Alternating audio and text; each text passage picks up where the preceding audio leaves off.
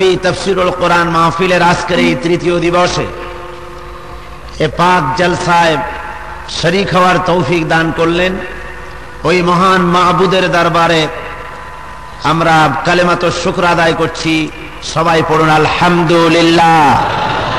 মহব্বতের সাথে জোরে সোরে সমস্বরে একযোগে পড়ে উঠুন আলহামদুলিল্লাহ। বেশ কিছু সময় ধরে আমরা অত্যন্ত তন্ময় ভাবে কোরআনে কারীম থেকে আলোচনা শুনতেছিলাম। এদেশের প্রখ্যাত ইসলামী চিন্তাবিদ মুফাসসিরে কোরআন হযরতুল আল্লাম আলহাজ মাওলানা লুৎফুর রহমান সাহেব দামাত বরকাতুহুমুল আলিয়া, তার কাছ থেকে গুরুত্বপূর্ণ আলোচনা আমরা শুনেছি। আল্লাহ রাব্বুল আলামিন এর থেকে আমাদেরকে ফায়দামান করুন, সবাই বলুন আমিন। কোরআন শরীফ আল্লাহ রাব্বুল আলামিন এমন এক গ্রন্থ আমাদের দান করেছেন, এমন এক কিতাব আমাদের দিয়েছেন, তার ব্যাখ্যার কোনো শেষ নাই। গোটা বিশ্বের সমস্ত গাছগুলি যদি কলম হয়ে যায়, গোটা পৃথিবীর সমস্ত পানি যদি কালি হয়ে যায়, তাহলে গাছ রূপী কলম দিয়ে পানি রূপী কালি দিয়ে লিখতে লিখতে আল্লাহর কালামের ব্যাখ্যা লিখতে লিখতে যদি ওই পানিগুলি সব শেষ হয়ে যায়, আল্লাহর কালামের ব্যাখ্যা লেখা শেষ হবে না। সুবহানাল্লাহ। সুতরাং আমাদেরকে বুঝতে হবে এই মহান গ্রন্থ আল্লাহ রাব্বুল আলামিন আমাদের দিয়েছেন হেদায়েতের জন্য। সরওয়ারে কায়নাত আশরাফুল আম্বিয়া সৈয়দুল মুরসালিন রাহমাতুল লিল আলামিন জনাবে মুহাম্মদ আরবি সাল্লাল্লাহু আলাইহি ওয়াসাল্লাম, তিনি মক্কি জিন্দেগিতে তার কাছে যে সূরাগুলি নাজিল হতো, সে সূরাগুলি ছিল তিনটি জিনিসের উপরে ভিত্তি করে। বিশেষত এর একটি ছিল তাওহীদ, একটি ছিল রিসালাত, আর একটি ছিল কি? আখিরাত। সবাই বলুন কি ছিল? আখিরাত। অর্থাৎ আখিরাত বা পরকাল, এই পরকালের বিশ্বাস ব্যতি রেখে মানুষের চরিত্র ভালো হওয়ার দ্বিতীয় কোনো রাস্তা নাই। মানুষের জীবনের নৈতিকতার মানকে বর্ধিত করার জন্য, মানুষের হিউম্যান বিইং, মানুষের মনুষ্যত্ব, মানুষের চরিত্রের মান ডেভেলপ করার দ্বিতীয় আর কোনো রাস্তা নাই। পথ একটি, সেটা হলো পরকালে বিশ্বাস। সেটি কি বলুন? পরকালে বিশ্বাস। এই পরকালে বিশ্বাস ছাড়া মানুষের চরিত্রের মান উন্নত হতে পারে না। এজন্য কোরআন শরীফের মধ্যে পরকাল সম্পর্কিত যত কথা আল্লাহ বলেছেন, সেই পরকালের কথাগুলি যদি এক জায়গায় করা যায়, কবরের আযাবের কথা, হাসর, সিরাত, মিজান, দোজখ, বেহেশত, মওত ইত্যাদি মৃত্যুর পরের জীবন সম্পর্কিত যত কথা কোরআন শরীফে আল্লাহ বলেছেন, সব কথাগুলি যদি এক জায়গায় করা হয় কোরআন থেকে বেছে বেছে, তাহলে তা কোরআন শরীফের 1/3 মতো হয়ে যাবে। অর্থাৎ কোরআন শরীফে কয় পারা? এই 30 পারা কোরআন শরীফের 10 পারার সমান হবে পরকালীন কথা। জোরে বলেন সুবহানাল্লাহ, আরো জোরে বলেন সুবহানাল্লাহ। এটির কারণ হলো মানুষের চরিত্র বানাবার জন্য এটাই হলো মূল কথা, মৌলিক কথা, ফান্ডামেন্টাল কথা। সরওয়ারে কায়নাত সাল্লাল্লাহু আলাইহি ওয়াসাল্লাম মানুষকে বুঝিয়েছেন এ জীবন জীবন নয়, আরেকটি জীবন আছে। সে জীবনে তোমাদেরকে মৃত্যুর পরে উঠতে হবে, আর সেখানে বসে এ জীবনের সকল কিছুর হিসাব আল্লাহর দরবারে দিতে হবে। সুতরাং দায়িত্বহীন কথা বলা যাবে না, দায়িত্বহীন কাজ করা যাবে না। এই টেন্ডেন্সি, এই ফিলিংস, এই এহসাস, এই অনুভূতি সর্বপ্রথম মানুষের মনের মধ্যে গেঁথে দেওয়া হয়েছে। আপনারাই একথা বিশ্বাস করবেন এবং বুঝতে পারবেন যে মানুষের চরিত্র, ধরুন অফিসার বলুন, পুলিশ বলুন, কৃষক বলুন, শ্রমিক বলুন, মেহনতি জনতা বলুন, শিক্ষক বলুন, আলেম বলুন, যে কোনো ব্যক্তি আপনি বলুন না কেন, পরকালের চিন্তা ছাড়া অন্য এমন কোন শাসন নাই যা দিয়ে মানুষের চরিত্রকে ভালো করে দেওয়া যায়।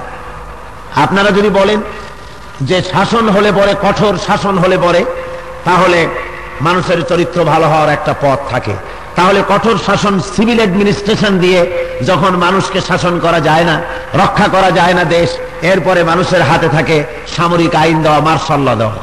মার্শাল ল আমাদের দেশে দীর্ঘকাল পর্যন্ত চলল। বর্তমান যিনি প্রেসিডেন্ট, তিনি সর্বপ্রথম তার আমলে তিনি ক্ষমতায় এলেন, নির্বাচিত একটি সরকারকে উৎখাত করে ক্ষমতায় এসে কি ল দিলেন বলুন? কথা কন না কেন? কি ল দিলেন? মার্শাল ল দিলেন। কি অজুহাত দিয়ে? বললেন মন্ত্রীদের বাড়িতে ডাকাত পোষা হয়, দেশের ভিতরে শয়তানি, চুরি, ডাকাতি ইত্যাদি রীতিমতো সাংঘাতিক রকম হচ্ছে, সুতরাং দুর্নীতির বিরুদ্ধে আমরা জেহাদ ঘোষণা করে ক্ষমতায় এলাম। এই কথাটা বলছিলেন কিনা বলেন? মনে আছে আপনাদের? দুর্নীতির বিরুদ্ধে জেহাদ ঘোষণা করে ক্ষমতায় ওনারা এলেন। আপনারা বলুন, দুর্নীতির বিরুদ্ধে এই যে ঘোষণা দিলেন তারা জেহাদের, 4.5 বছর 5 বছরের মতো এই দীর্ঘ সময় চলে গেল। মানুষ, বর্তমানে বাংলাদেশের মানুষ সব ফেরেশতা হয়ে গেছে সামরিক আইনের বদৌলতে, নাকি? অফিস আদালতে ঘুষ বন্ধ হয়ে গেছে, সুদ বন্ধ হয়ে গেছে, জেনা ব্যভিচার বন্ধ হয়ে গেছে, নারীর মুখে এসিড মারা বন্ধ হয়ে গেছে, শয়তানি বদমাশি কমে গেছে, চুরি ডাকাতি কমে গেছে, অস্ত্রের ঝনঝনানি কমে গেছে। তাহলে কি হয়েছে? আরো বেড়ে গেছে অস্ত্রের ঝনঝনানি। তা তো সংহতিপূর্ণ ঝনঝনানি। এই যে চট্টগ্রাম বিমানবন্দরে সংহতি করে মারামারি হয়েছে, কথা বুঝতে পেরেছে? বিশৃঙ্খলা করে হয় নাই, সংহতিপূর্ণ। তাদের নামের আগে সংহতি আছে। মন্ত্রীকে রিসিপশন দিতে গিয়েছে, সেখানে ঘন্টার পর ঘন্টা মারা হলো। রিসিপশন করতে গিয়ে সাথে নিয়েছে কি জানি কয়, ড্যাগার, বোম, ককটেল, গ্রেনেড, পিস্তল, রাইফেল, এগুলি মন্ত্রীকে রিসিভ করার জন্য গিয়েছে। সংহতির প্রকাশ করেছে। কি ধরনের সংহতি আমরা করি তোমরা লক্ষ্য করো। ইউনিভার্সিটিগুলি সেকেন্ড ক্যান্টনমেন্টে পরিণত হয়ে গেছে আজ বাংলাদেশে। নারীর মুখে অনবরত এসিড পড়ছে, চুরি হচ্ছে, ডাকাতি হচ্ছে, ঘুষ বেড়ে গিয়েছে, আদৌ কমে নাই, বরং সামরিক আইনের মাঝে ঘুষ বেড়েছে কয়েক দফা বেশি, কয়েক টাইম বেশি বেড়েছে। তার কারণ কি? কারণ হলো সামরিক আইন আসার পরে ঘুষখোর যারা অফিসার, আমার মনে হয় ঘুষখোর অফিসারে মাহফিলে বোধহয় আসেন নাই, অনেক থাকে ঘুষখোর, সব জায়গায় কম বেশি কিছু না কিছু থাকে। তো তাদের কাছে যখন লোকেরা গেছে তখন ওনারা বলেছেন, দেখো সময় কিন্তু আগের মতো ওই রকম না, এখন বেকায়দা। আগের যে কাজ 500 টাকা দিয়ে করতে পেরেছ, এখন কিন্তু ওইটা সম্ভব না। মাশাআল্লাহ চালু হয়েছে, তা তো বোঝো। সুতরাং 5000-এর কমে এই ঝুঁকি আমি নিতেই পারবো না। তাহলে দেখা গেল সামরিক আইন দিয়ে মানুষের চরিত্র ভালো বানানো যায় না। দুর্নীতি যাতে না ঘটে দেশে, সেজন্য গভর্নমেন্টের একটা দুর্নীতি দমন বিভাগ আছে, আছে না? ওইটার ইংরেজিতে কি বলে? Anti corruption. অ্যান্টি কারাপশন যেন কারাপশন না করে, সেই জন্য অ্যান্টি কারাপশন। আবার অ্যান্টি কারাপশন যাতে দুর্নীতি না করে, সেজন্য অ্যান্টি কারাপশন। এরকম কিয়ামত পর্যন্ত অ্যান্টি করতে থাকলেও দুর্নীতি দমন করা সম্ভব হবে না। জোরে বলেন, হবে? এইটা সম্ভব হবে কেবলমাত্র তখন যখন নাকি একটি মানুষ ঘুষের টাকা নিতে গিয়ে মনের ভিতরে চিন্তা করবে যে আমার এই টাকা গ্রহণ, অবৈধ পয়সা গ্রহণ, দুনিয়ার কোনো পুলিশ দেখে না, কোনো আর্মি দেখে না, কোনো আইবি দেখে না, কোনো এসবি দেখতেছে না, দুনিয়ার কেউ দেখতেছে না, কিন্তু আল্লাহ রাব্বুল আলামিনের চোখকে ফাঁকি দেওয়া যাবে না। এই দুনিয়ার বুকে যদি কেউ না দেখে, আল্লাহ দেখবেন এবং কিয়ামতের দিন এই ঘুষের টাকার হিসাব আমাকে দেওয়া লাগবে। এই চিন্তা যখন ভেতরে ঢুকবে কেবলমাত্র তখনই মানুষের চরিত্র ভালো হতে পারে, এর আগে ভালো হওয়া সম্ভব নয়। সুতরাং এই পরকালের কথা কোরআন শরীফের মধ্যে আল্লাহ রাব্বুল আলামিন বলেছেন। আল্লাহর পয়গম্বরেরা আখিরাতের কথা মানুষকে শুনায়েছেন, কিন্তু অবিশ্বাসীরা এর উপরে আমল দেয়নি। তারা মনে করেছে এগুলি একটা ফাঁকিবাজি কথা, এর পেছনে কোনো মূল্য নাই। সুতরাং যারা এটাকে অস্বীকার করবে, কিয়ামতের দিন তাদের পরিণতি কি হবে এ সম্পর্কিত আজকের রুকুতে আল্লাহ রাব্বুল আলামিন ইরশাদ করছেন। আসুন আল্লাহর পবিত্র কালাম থেকে তেলাওয়াত করে আলোচনা করার পূর্বাহ্নে শয়তানের ওয়াসওয়াসা থেকে আবার সবাই পানা চাই, যাতে করে শয়তান কোন একজন শ্রোতাকেও কানে ধরে ঘাড়ে ধরে মাহফিল থেকে বের করে না দিতে পারে। সুতরাং সবাই পড়েন আমার সাথে, আউযু বিল্লাহি মিনাশ শাইতানির রাজীম, বিসমিল্লাহির রাহমানির রাহিম। বিতাড়িত মাইক লাইট দুটোই ডিস্টার্ব করছে। আজ আপনারা অপেক্ষা করুন, ধৈর্য ধরুন, পেয়ে যাবেন ইনশাআল্লাহ। আল্লাহর কাছে বলুন, এত বড় বিরাট মাহফিল কন্ট্রোল করার দায়িত্ব আল্লাহর। কার?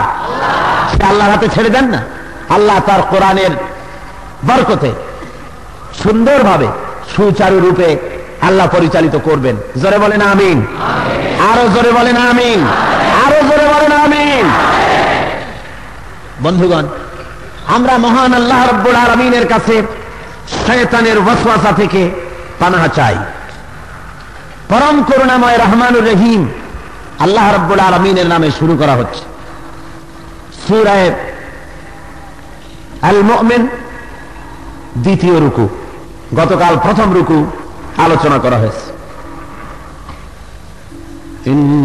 ইন্নাল্লাযীনা কাফারু ইউনাদাউনা লামাকতুল্লাহি আকবারু মিন মাকতিকুম আনফুসাকুম ইয তুদআউনা ইলাল ঈমানি ফাতাকফুরুন। সাদাকাল্লাহুল আযীম। আল্লাহ রাব্বুল আলামিন বলছেন, যারা কাফের, যারা পরকালকে অস্বীকার করেছে, যারা তাওহীদকে অস্বীকার করেছে, যারা রিসালাতকে অস্বীকার করেছে, কিয়ামতের দিন এই অবিশ্বাসীদেরকে ডেকে বলা হবে, ইউনাদাউনা লামাকতুল্লাহি আকবারু মিন মাকতিকুম আনফুসাকুম ইয তুদআউনা ইলাল ঈমান ফাতাকফুরুন। আল্লাহ রাব্বুল আলামিন বলেন, তাদের ডেকে বলা হবে যে তোমরা আজকে তোমাদের নিজেদের উপরে নিজেরা যতটা ক্রোধান্বিত হচ্ছ, নিজেরা যতটা ক্রুদ্ধ হচ্ছ নিজেদের উপরে, ঠিক আল্লাহ রাব্বুল আলামিন এর চাইতেও বেশি ক্রোধান্বিত হতেন, আল্লাহর গোসা হতো। কখন? ইয তুদআউনা ইলাল ঈমানে ফাতাকফুরুন, যখন তোমাদেরকে ঈমানের দিকে ডাকা হতো আর তখন তোমরা সেটাকে অস্বীকার করতে। অর্থাৎ কিয়ামতের দিন কাফেররা যখন দেখতে পাবে যে দুনিয়ায় তারা যে শিরক এবং নাস্তিকতায় বিশ্বাস করেছিল, আল্লাহর সাথে শিরক করত, আল্লাহকে অস্বীকার করত, পরকালকে অস্বীকার করত, কিন্তু কিয়ামত তো হয়ে গেছে, পরকাল তো হয়েছে, বিচার তো এখন হবে, এখন তো আর কোনো উপায় নাই, তখন তারা নিজেরা নিজেদের আঙ্গুল কামড়াতে থাকবে, নিজেদের উপরে তখন তাদের রাগ হতে থাকবে, নিজেদের নেতাদের উপরে তখন গোসায় ফেটে পড়বে, বলবে এই পাজি নেতাগুলা আমাদেরকে পরকাল অস্বীকার করতে বলেছে আর দুনিয়ার বুকে বলেছে দেয়ার ইজ নো গড, প্রভু বলতে কেউ নাই, স্রষ্টা বলতে কেউ নাই, আল্লাহ বলতে কেউ নাই, পরকাল বলতে কিচ্ছু নাই, দুই ফুর্তি নো চিন্তা, যা মনে লয় তাই করো, নগদ যা পাও হাত পেতে নাও, বাকির খাতায় শূন্য থাক, দূরের বাদ্য কিলাপ শুনে মাঝখানে যে বেজায় ফাঁক। ওমর খৈয়ামের মুরিদ হয়েছে তারা। মৌলভী সাহেবরা বলেছেন কবরে আযাব হবে, ভালো করলে বেহেশতে হুর পাবে, এটা একটা কেমন কথা, কবে কোন হুর পাবো কি না পাবো সেই বাকির আশায় বসে না থেকে বরং রাস্তায় ঘাটে উর্বশী সুন্দরী তরুণী তন্নি যুবতী মেয়ে যত আছে টাটকা হুরগুলারে ছাড়িয়ে দিও না, নগদ যা পাও হাত পেতে নাও, বাকির খাতায় শূন্য থাক। জোরে কর নাউজুবিল্লাহ। তারা বলে এই বেলা ভাই মদ খেয়ে নাও, কাল নিশীতের ভরসা কই, চাঁদিনী জাগিবে যুগ যুগ ধরি, আমরা তো আর রব না সই। এ আকাশ থাকবে, এ সূর্য থাকবে, এ চন্দ্র থাকবে, সব থাকবে, থাকবো না আমরা। সুতরাং ঢালো সখী, ঢালো সুরা সখী, মিটাও পিয়াসা, পাইকারি দরে ঢালো, জম্মের খাওয়া খাও, খাইয়া সব দুইটারে লাল বানাইয়া থই। ভাইরা আমার, ওরা নেতাদের উপরে অসন্তুষ্ট হবে, নিজের উপরে রাগ হবে, আঙ্গুল কামড়াতে থাকবে। তখন ফেরেশতারা তাদেরকে বলতে হবে, আজকে কেন আঙ্গুল কামড়াইতেছে? তোমাদের এই কথাগুলি তো ফেরেশতারা নবীরা তোমাদের বলতেন। আল্লাহর নবী তোমাদেরকে পরকালের কথা বলেছেন, কিয়ামতের কথা বলেছেন, কিয়ামত হবে, আখিরাত হবে, তোমরা তা বিশ্বাস করো নাই। তোমাদেরকে নবীরা কত দাওয়াত দিলেন, নেক বান্দারা দাওয়াত দিয়েছেন, আলেম ওলামারা দাওয়াত দিয়েছেন, কোরআন শরীফ সামনে নিয়ে তোমাদের বুঝাইছেন, কিন্তু কানের মধ্যে ঢোকে নাই। আজকে তোমাদের নিজেদের উপরে নিজেদের যতটা রাগ হতেছে, এর চাইতে বেশি রাগ আল্লাহর হতো যখন তোমাদেরকে নবীরা ডাকতেন, আলেমেরা যখন ডাকতেন, ও আল্লাহর বান্দারা খারাপ পথ ছেড়ে দাও, বদমাশি ছেড়ে দাও, শয়তানি ছেড়ে দাও, এক আল্লাহ বিশ্বাসী হও, আর কিয়ামতে উঠতে হবে, জবাবদেহি করতে হবে আল্লাহর দরবারে, এই চিন্তা অনুযায়ী জীবন গড়ো। একথা যখন বলা হতো তোমরা তখন ঘাড় মোড়াইয়া ফিরে যেতে। আল্লাহ ডাকতেন দিনের পথে, নবী ডাকতেন দিনের পথে, আলেমারা ডাকতেন দিনের পথে, আর তোমরা ঘাড় মোড়াইয়া ফিরে যেতে। ফাতাক ফুরুন, তোমরা রীতিমতো অমান্য করতে, স্বীকার করতে। সুতরাং আজকে নিজেকে মালামত করো ভালো করে। দিনের দাওয়াত যখন এভাবে করে দায়ীরা দিতেন, তখন তারা এ দাওয়াত মানা তো দূরের কথা, বরং দিনের দায়ীদেরকে পাথর মেরেছে, তাদেরকে জেলে দিয়েছে, তাদের উপর অত্যাচার করেছে, তাদেরকে মারধর করেছে, কত না অত্যাচার করেছে। ভাইরা আমার, এ মানুষগুলির চরিত্র এমন বেকায়দা, ডাকা হয় ভালোর দিকে, সে বোঝে খারাপ। ওই দেখেন না, দুনিয়ার প্রায় সব পয়গম্বরদের দিয়ে আল্লাহ ছাগলের রাখালগিরি করাইছে, প্রায় সকল পয়গম্বরদের দিয়ে। তার মানে ছাগল সাংঘাতিক বেয়াড়া। গতকালও ছাগলের চরিত্র বলছি, মনে আছে না আপনাদের? সাংঘাতিক বেয়াড়া। ওর ভালোর জন্য আপনি ওরে বৃষ্টি থেকে বাঁচাবার জন্য ঘরে ঢুকাবেন, রৌদ্র থেকে ওরে বাঁচাবার জন্য ছায়ায় নেবেন, ও যাবেই না। দুইটা ঠ্যাং এমন ভাবে সামনে বাধায় দেবে, জান কবুল, সামনে বাইর হবে না, সামনে এগোবে না। তারপরে দুইটা আপনি তাড়ায় ওদের বাড়ি নেবেন, তিনটা দৌড় দেবে ওইদিকে, ছয়টা দেবে এদিকে, সাতটা মারবে ওদিকে দৌড়, আর 15টা দেবে পিছনের দিকে দৌড়, এক জায়গায় করাই যাবে না। আল্লাহ বলেন, নবী এমন এক এই ছাগলের রাখালগিরি এই জন্য করালাম, নবুয়ত প্রাপ্তির পর এমন এক জাতের রাখালগিরি তোমাদের করা লাগবে, এমন এক জাতের রক্ষণাবেক্ষণের দায়িত্ব, হেদায়েতের দায়িত্ব তোমাদের হাতে পড়বে, যাদের চরিত্র এই ছাগলের চাইতেও খারাপ। তোমরা তাদেরকে জাহান্নামের আগুন থেকে বাঁচাতে চেষ্টা করবে, আর ওরা তোমাকে পাথর মারবে, ওরা তোমাকে গালি দেবে, ওরা তোমাকে মিথ্যাবাদী বলবে। ভাইরা আমার, আল্লাহ রাব্বুল আলামিন কিয়ামতের কথা বলছেন যে ওরা তখন নিজেদের উপরে ভাবে ক্রোধান্বিত হতে থাকবে। আর কি বলবে? কারা বলবে? কাফেরেরা। কারা বলবে? অর্থাৎ পরকালকে যারা অবিশ্বাস করেছিল। পরকালে অবিশ্বাসী ব্যক্তি শুধু অমুসলিমদের ভেতরেই নাই, বরং বর্তমান যুগে মুসলমান নামধারী লোকদের মধ্যেও আছে। জোরে বলেন আছে কিনা? আরো জোরে বলেন আছে কিনা? তাদের পরিচয় দেব শেষ দিন ইনশাআল্লাহ।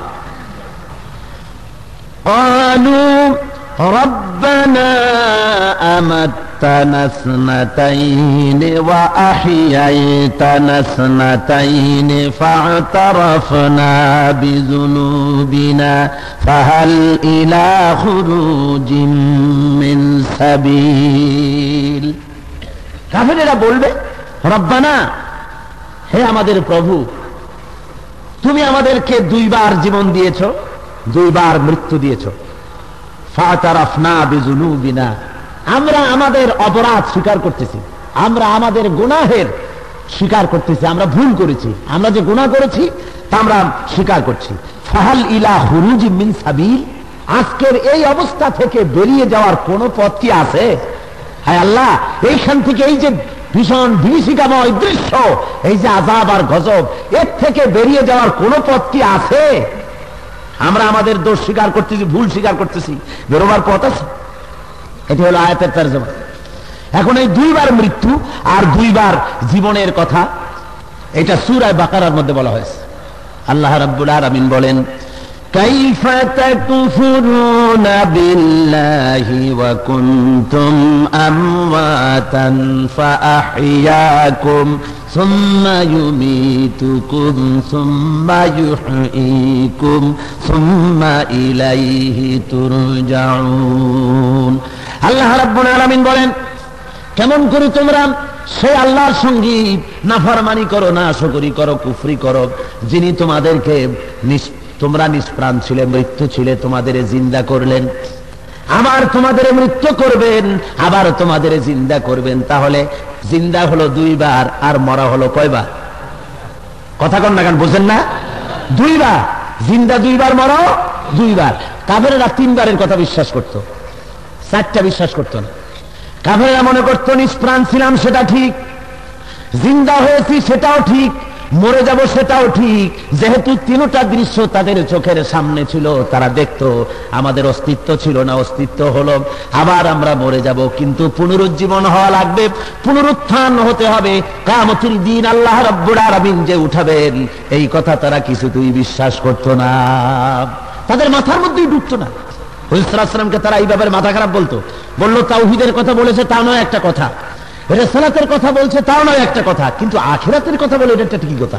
রাসূলের মাথা খারাপ হয়ে গেছে, জোরে কর নাউযুবিল্লাহ। তারা হাসি ঠাট্টা করতো যে আমরা নাকি মরে যাব, আর মরার পর আমরা নাকি জিন্দা হব, এটাও বলে একটা কথা।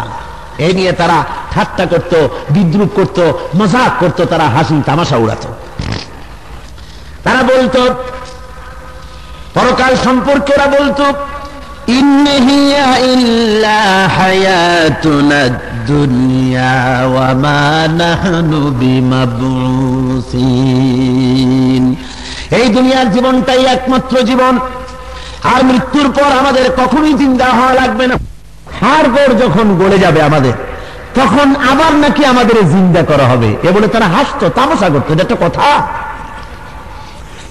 আবার প্রশ্ন করতাম, ফাকালু আইযা কুন্না ইযামান ওয়া রুফাতান আইন্না লামাবউসুনা খালকান জাদীদা, আমরা মরে গেলে পরে, আমাদের মাংস গলে যাওয়ার পরে, হাড়গোড় মাটির সাথে মিশে যাওয়ার পরে আমাদেরকে নাকি আবার জিন্দা করা হবে, এটা একটা কেমন কথা? আইযা মিতনা ওয়া কুন্না তুরাবান যালিকা রাজুম বাঈদ, আমরা মরে যাব, মাটির সাথে মিশে যাব, আবার আমাদের উঠানো হবে, মাথার মধ্যেই ঢোকে না, এটা একটা কেমন কথা? তারা বিশ্বাস করতে পারত না। আল্লাহ রাব্বুল আলামিন ওদের প্রশ্নের উদ্ধৃতি দেন সূরা ইয়াসিনের ভিতরে। আল্লাহ রাব্বুল আলামিন বলেন, ওরা বলেন মাইয়ুহিল ইযামা ওয়া হিয়া রামীম, হাড়গোড় গলে যাওয়ার পর, মাটিতে মিশে যাওয়ার পর কে চিন্তা করবে আমাদের? কে করবে? আল্লাহ বলেছেন, এর জবাব আল্লাহ কোরআন শরীফে বহুত দিয়েছেন, আমি সেদিকে যাব না, বহুত দিয়েছেন আল্লাহ। আল্লাহ রাব্বুল আলামিন বহুত জবাব দিয়েছেন, একটি জবাব শোনাই। আল্লাহ বলতেছেন, আলাম ইয়াকু নুতফাতাম মিন মানিজ্জিন ইউমনা সুম্মা কানা আলাকাতান ফাখালাকা ফাসাওয়া فجعل منه الزوجين الذكر والأنثى أليس ذلك بقادر على أن يحيي الموتى। হে বান্দা, তুমি কি সবেগে নির্গত এক ফোঁটা নাপাক পানি ছিলে না?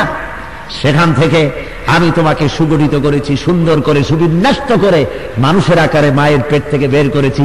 আর ওই মায়ের পেটের ভিতরে কোনোটাকে পুত্র সন্তান করেছি, কোনোটাকে কন্যা সন্তান করেছি, কোনোটাকে পুরুষ, কোনোটাকে নারী করেছি।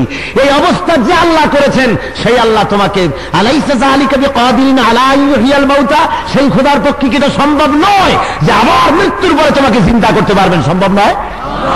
আরো জোরে চিল্লায় কোন সম্ভব নয়? নিঃসন্দেহে সম্ভব। সুতরাং কিয়ামতের দিন আল্লাহ রাব্বুল আলামিন সকলকে ওই কিয়ামতের মাঠে হাজির করাবেন। সবাইকে সেদিন উঠতে হবে। সবাই যখন উঠবে কিয়ামতের মাঠে, তখন এই কাফেরদের কিয়ামতে পরকালে অস্বীকারীদের সবচেয়ে বড় রাগ হবে নেতাদের উপরে। কার উপরে হবে? জোরে কর, আরো জোরে গান। কাদের উপরে? সেদিন আল্লাহ ব্যবস্থা করবেন, ওই বেহেশতীরা জাহান্নামীদের দেখবে, জাহান্নামীরাও বেহেশতীদের দেখবে।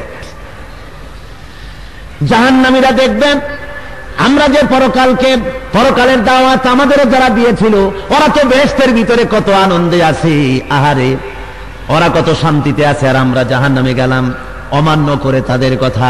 আবার ওই বেহেশতীরা দেখবে আমরা আল্লাহর হুকুম মেনে আল্লাহর আইন মতো কাম করে জান্নাতে এসেছি, আর যারা আমাদের কথা যারা শোনে নাই, কোরআন হাদিসের কথা যারা আমল করে নাই, বিরোধিতা করেছে, ঢিল পাটকেল মেরেছে, অস্ত্র চালায়েছে, বিরোধিতা করেছে, তারা আজকে জাহান্নামের ভিতরে দেখতে পাবে। আল্লাহ বলেন অবস্থাটা শোনো কেমন হবে। জাহান্নামীরা ক্ষুধার যন্ত্রণায়, পানির পিপাসায় ছটফট করতে থাকবে, সহ্য করতে না পেরে ওই জান্নাতীদেরকে লক্ষ্য করে পরিচিত লোক দেখতে পাবে। বেহেশতীদেরকে জাহান্নামীরা ডাকবে, ওয়ানাদা আসহাবুন নারি আসহাবুল জান্নাহ আন আফিদু আলাইনা মিনাল মা আও মিম্মা রাযাকাকুমুল্লাহ। জাহান্নামীরা ডেকে বলে, ও বেহেশতবাসীরা, আমরা জাহান্নামে এসেছি, দুনিয়ায় যা করেছি সব ভুলে যাও। আমরা জাহান্নামের ভিতরে কষ্টে বাঁচি না, পানির পিপাসায় কলেজা ফেটে যায়, ক্ষুধার যন্ত্রণায় নারী বুড়ি তন্ত্রী ছিঁড়ে যেতে চায়। আল্লাহ তোমাদেরকে যে রিজেক দান করেছেন, ওর থেকে কিছু রিজেক আমাদের দাও, অথবা আল্লাহ যে তোমাদের পানীয় দিয়েছেন তার থেকে কিছু পানীয় আমাদের দাও। হয় কিছু খাবার দাও, না হয় কিছু পানীয় দাও, আমাদের জান বাঁচে না। বেহেশতীরা ডেকে বলবেন, ক্বালু ইন্নাল্লাহা হাররামাহুমা আলাল কাফিরিন। হে জাহান্নামীরা শোনো, আল্লাহ রাব্বুল আলামিন জান্নাতের সমস্ত পানীয় আর খাদ্য জাহান্নামীদের জন্য হারাম করে দিয়েছেন। এর থেকে একটা কণাও খাদ্য তোমরা পাবে না, এক ফোঁটা পানিও পাবে না। ভাইরা আমার, এবার বেহেশতবাসীরা বলবেন, ওয়ানাদা আসহাবুল জান্নাতি আসহাবান নারি আন ক্বাদ ওয়াজাদনা মা ওয়া'দানা রাব্বুনা হাক্কান। বেহেশতবাসীরা বলবেন, ওগো জাহান্নামীরা, আল্লাহ আমাদের ব্যাপারে যে ওয়াদা করেছিলেন আমরা সমস্ত ওয়াদাগুলি ঠিকঠাক মতো পেয়েছি। আল্লাহ ওয়াদা করেছিলেন আমাদের কাছে, দুনিয়ায় যদি তোমরা আমার দিন কায়েমের জন্য রক্ত দাও, দিন কায়েমের জন্য যদি চেষ্টা করো, জানমাল কোরবানি করো, আমার নবীর কথা মতো যদি চলো, কোরআন মতো যদি তোমাদের জীবন চালাও, তাহলে জান্নাত তোমাদের দান করব। আমরা দুনিয়ায় তাই করেছিলাম বলে আল্লাহ তার ওয়াদা পালন করে জান্নাত আমাদেরকে দান করে দিয়েছেন। আল্লাহর ওয়াদা আজকে আমরা পুরোপুরি পেয়ে গেছি। ফাহাল ওয়াজাদতুম মা ওয়া'দা রাব্বুকুম হাক্কান। ওগো জাহান্নামীরা, তোমাদের ব্যাপারে আল্লাহ যে ওয়াদা করেছিলেন সে ওয়াদা তোমরা ঠিকঠাক মতো পাইছো কিনা? তারা বলবে, ক্বালু নাআম, হ্যাঁ পাইছি।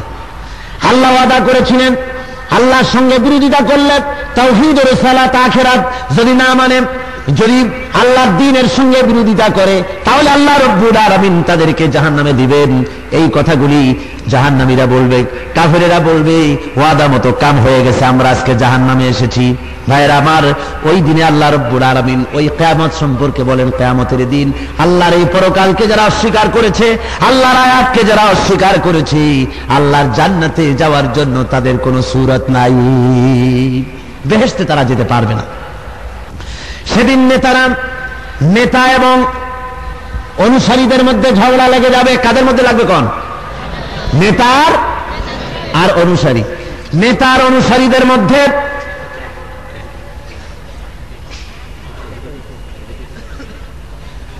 দেখুন, প্রতিদিন এক কথা তো বলতে অসুবিধা। একটু চাপে আসেন না, শীতের রাত, অসুবিধা হবে না। একটু চাপে আসেন, আমার দিকে, মঞ্চের দিকে চেপে আসেন। সবাইকে বলছি, আল্লাহ বেহেশতে জায়গা প্রশস্ত করে দিবেন। জোরে বলেন আমিন। জোরে জোরে জিকির করেন, বৈশা বৈশা, দাঁড়ায় না, বসা অবস্থায় সামনের দিকে আসেন। লা ইলাহা ইল্লাল্লাহ, জোরে।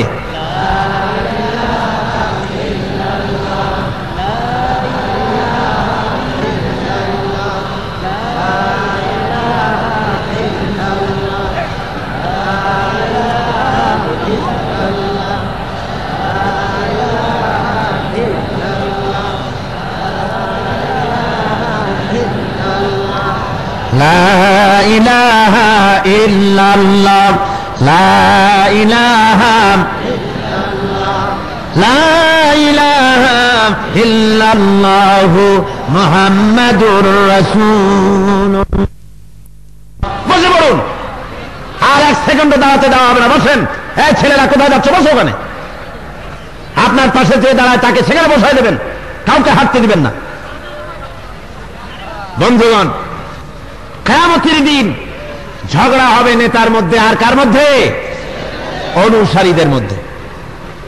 ভালো করে শোনেন, যেই সব নেতারা পরকালের ব্যাপারে অনুসারীদেরকে হুঁশ করায় নাই, পরকালের ব্যাপারে কথা বলে নাই, এই দুনিয়ার শুধু হাবিজাবি কাজ করার জন্য নির্দেশ দিয়েছে, চরিত্রবান বানাবার জন্য চেষ্টা করেনি, কিয়ামতের দিন ওই অনুসারীরা নেতাদেরকে ডেকে ডেকে বলবে, فَقَالَ الضُّعَفَاءُ لِلَّذِينَ اسْتَكْبَرُوا إِنَّا كُنَّا لَكُمْ تَبَعًا।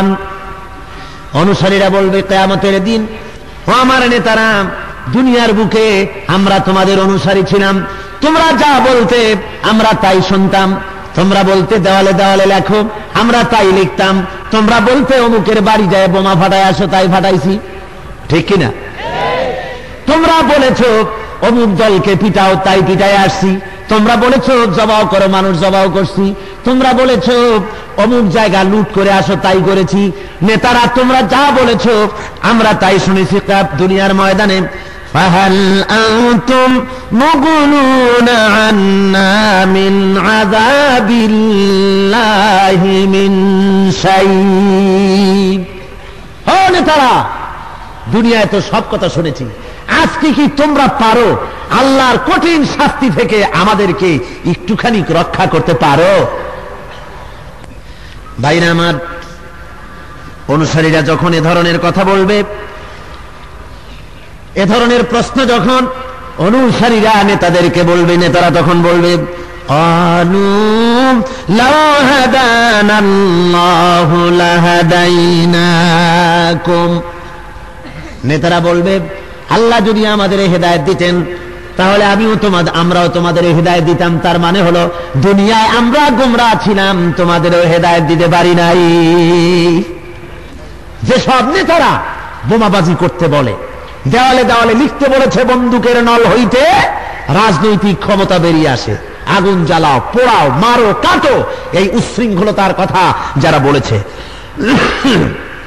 ওরা বলছে আমরা আল্লাহর কাছ থেকে হেদায়েত পাই নাই, সুতরাং তোমাদের হেদায়েত করব কিভাবে? আমরা তোমাদের হেদায়েত দিতে পারি না। সাওয়াউন আলাইনা আজাজিনা আম সাবারনা মা লানা মিন মাহিস।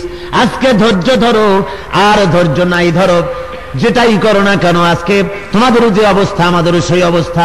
কিয়ামতের দিন ওই নেতারা কোনো উপকারে আসবে না, যে নেতাদেরকে অনুসরণ করে দুনিয়ার বুকে যুবকেরা চলাফেরা করে, অনুসারীরা নেতাদের কথা অনুযায়ী নিজেদের জীবনকে পরিচালিত করে, কিয়ামতের ময়দানে ওরা কোনো উপকার করতে পারবে না। আল্লাহ রাব্বুল আলামিন কোরআন শরীফের ভিতরে স্পষ্ট করে সব কথা শোনায় দিয়েছেন। কিয়ামতের দিন যখন ফয়সালা হয়ে যাবে, জাহান্নামের চূড়ান্ত ফয়সালা যখন হয়ে গেল, আল্লাহ বলেন ওয়াকালাশ শাইতানু লাম্মা কুদিয়াল আমর, সেদিন শয়তান বলবে ঝগড়ার জবাবে, অনুসারীরা বলবে বেটা তোর জন্যই তো জাহান্নামে আসলাম। ও যখন জবাব দেবে যে আমি তো আল্লাহর হুকুম মতো করি নাই, মন মগজ মতো তোমাদের হুকুম দিছি, এখন আমার তো উপায় নাই, তোমাদেরও যা আমাদেরও সেই অবস্থা। অনুসারীরা তখন খেপে যাবে। অনুসারীরা বলবে দুনিয়ার বুকে তুমি আমাদের যা খুশি সেইভাবে চালায়েছো, আজকের আমাদের বিপদের জন্য তুমি একমাত্র দায়ী।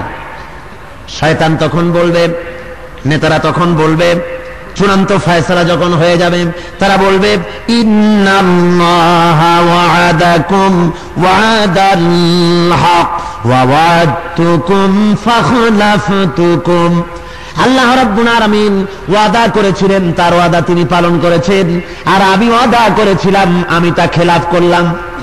কে বলবে? কে বলবে? শয়তান বা নেতা।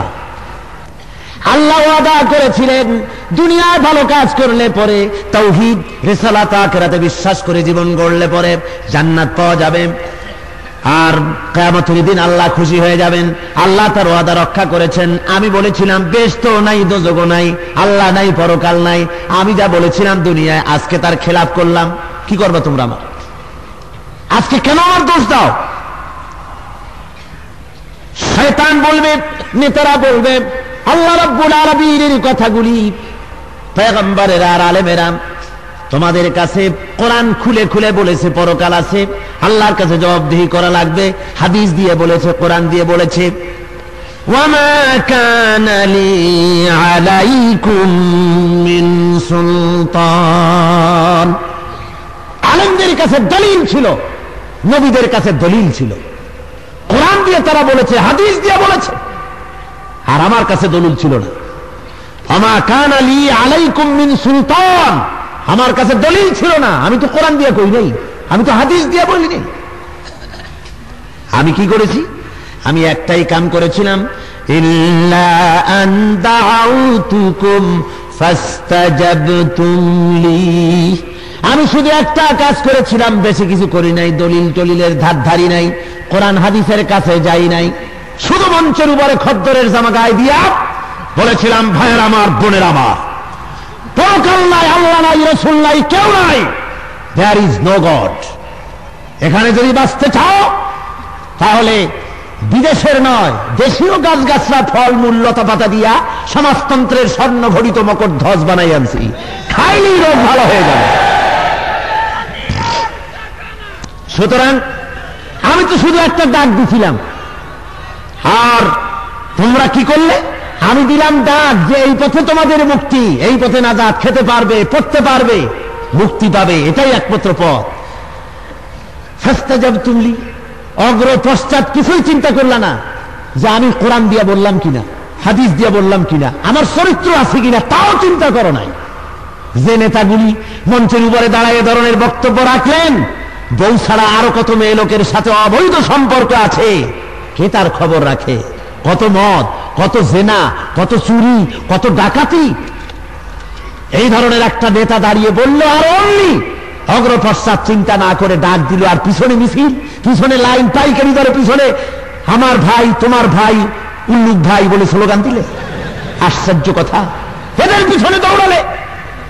নেতা কিয়ামতের দিন বলবে, নেতা বলবে আমি তো তোমাদের কোরআন হাদিসের দলিল দেই নাই, কেন দোষ দাও আমার? আহা, আমার কলেজের ছাত্ররা, ওই ইউনিভার্সিটির ছাত্ররা কাদের পিছনে দৌড়াও? ওদের চরিত্র আছে, ওদের নামাজ আছে, ওদের আল্লাহ আছে, ওদের পরকাল আছে, ওদের আখিরাতের কোন চিন্তা আছে? জোরে বলে আছে? এদের পিছনে দৌড়াচ্ছ, ওরা কিয়ামতের দিন এভাবে বিপদে ফালাইয়া ফাঁকি দিবে, বলবে আমার কাছে দলিল ছিল না, ডাক দিলাম আর অমনি তোমরা সাড়া দিস।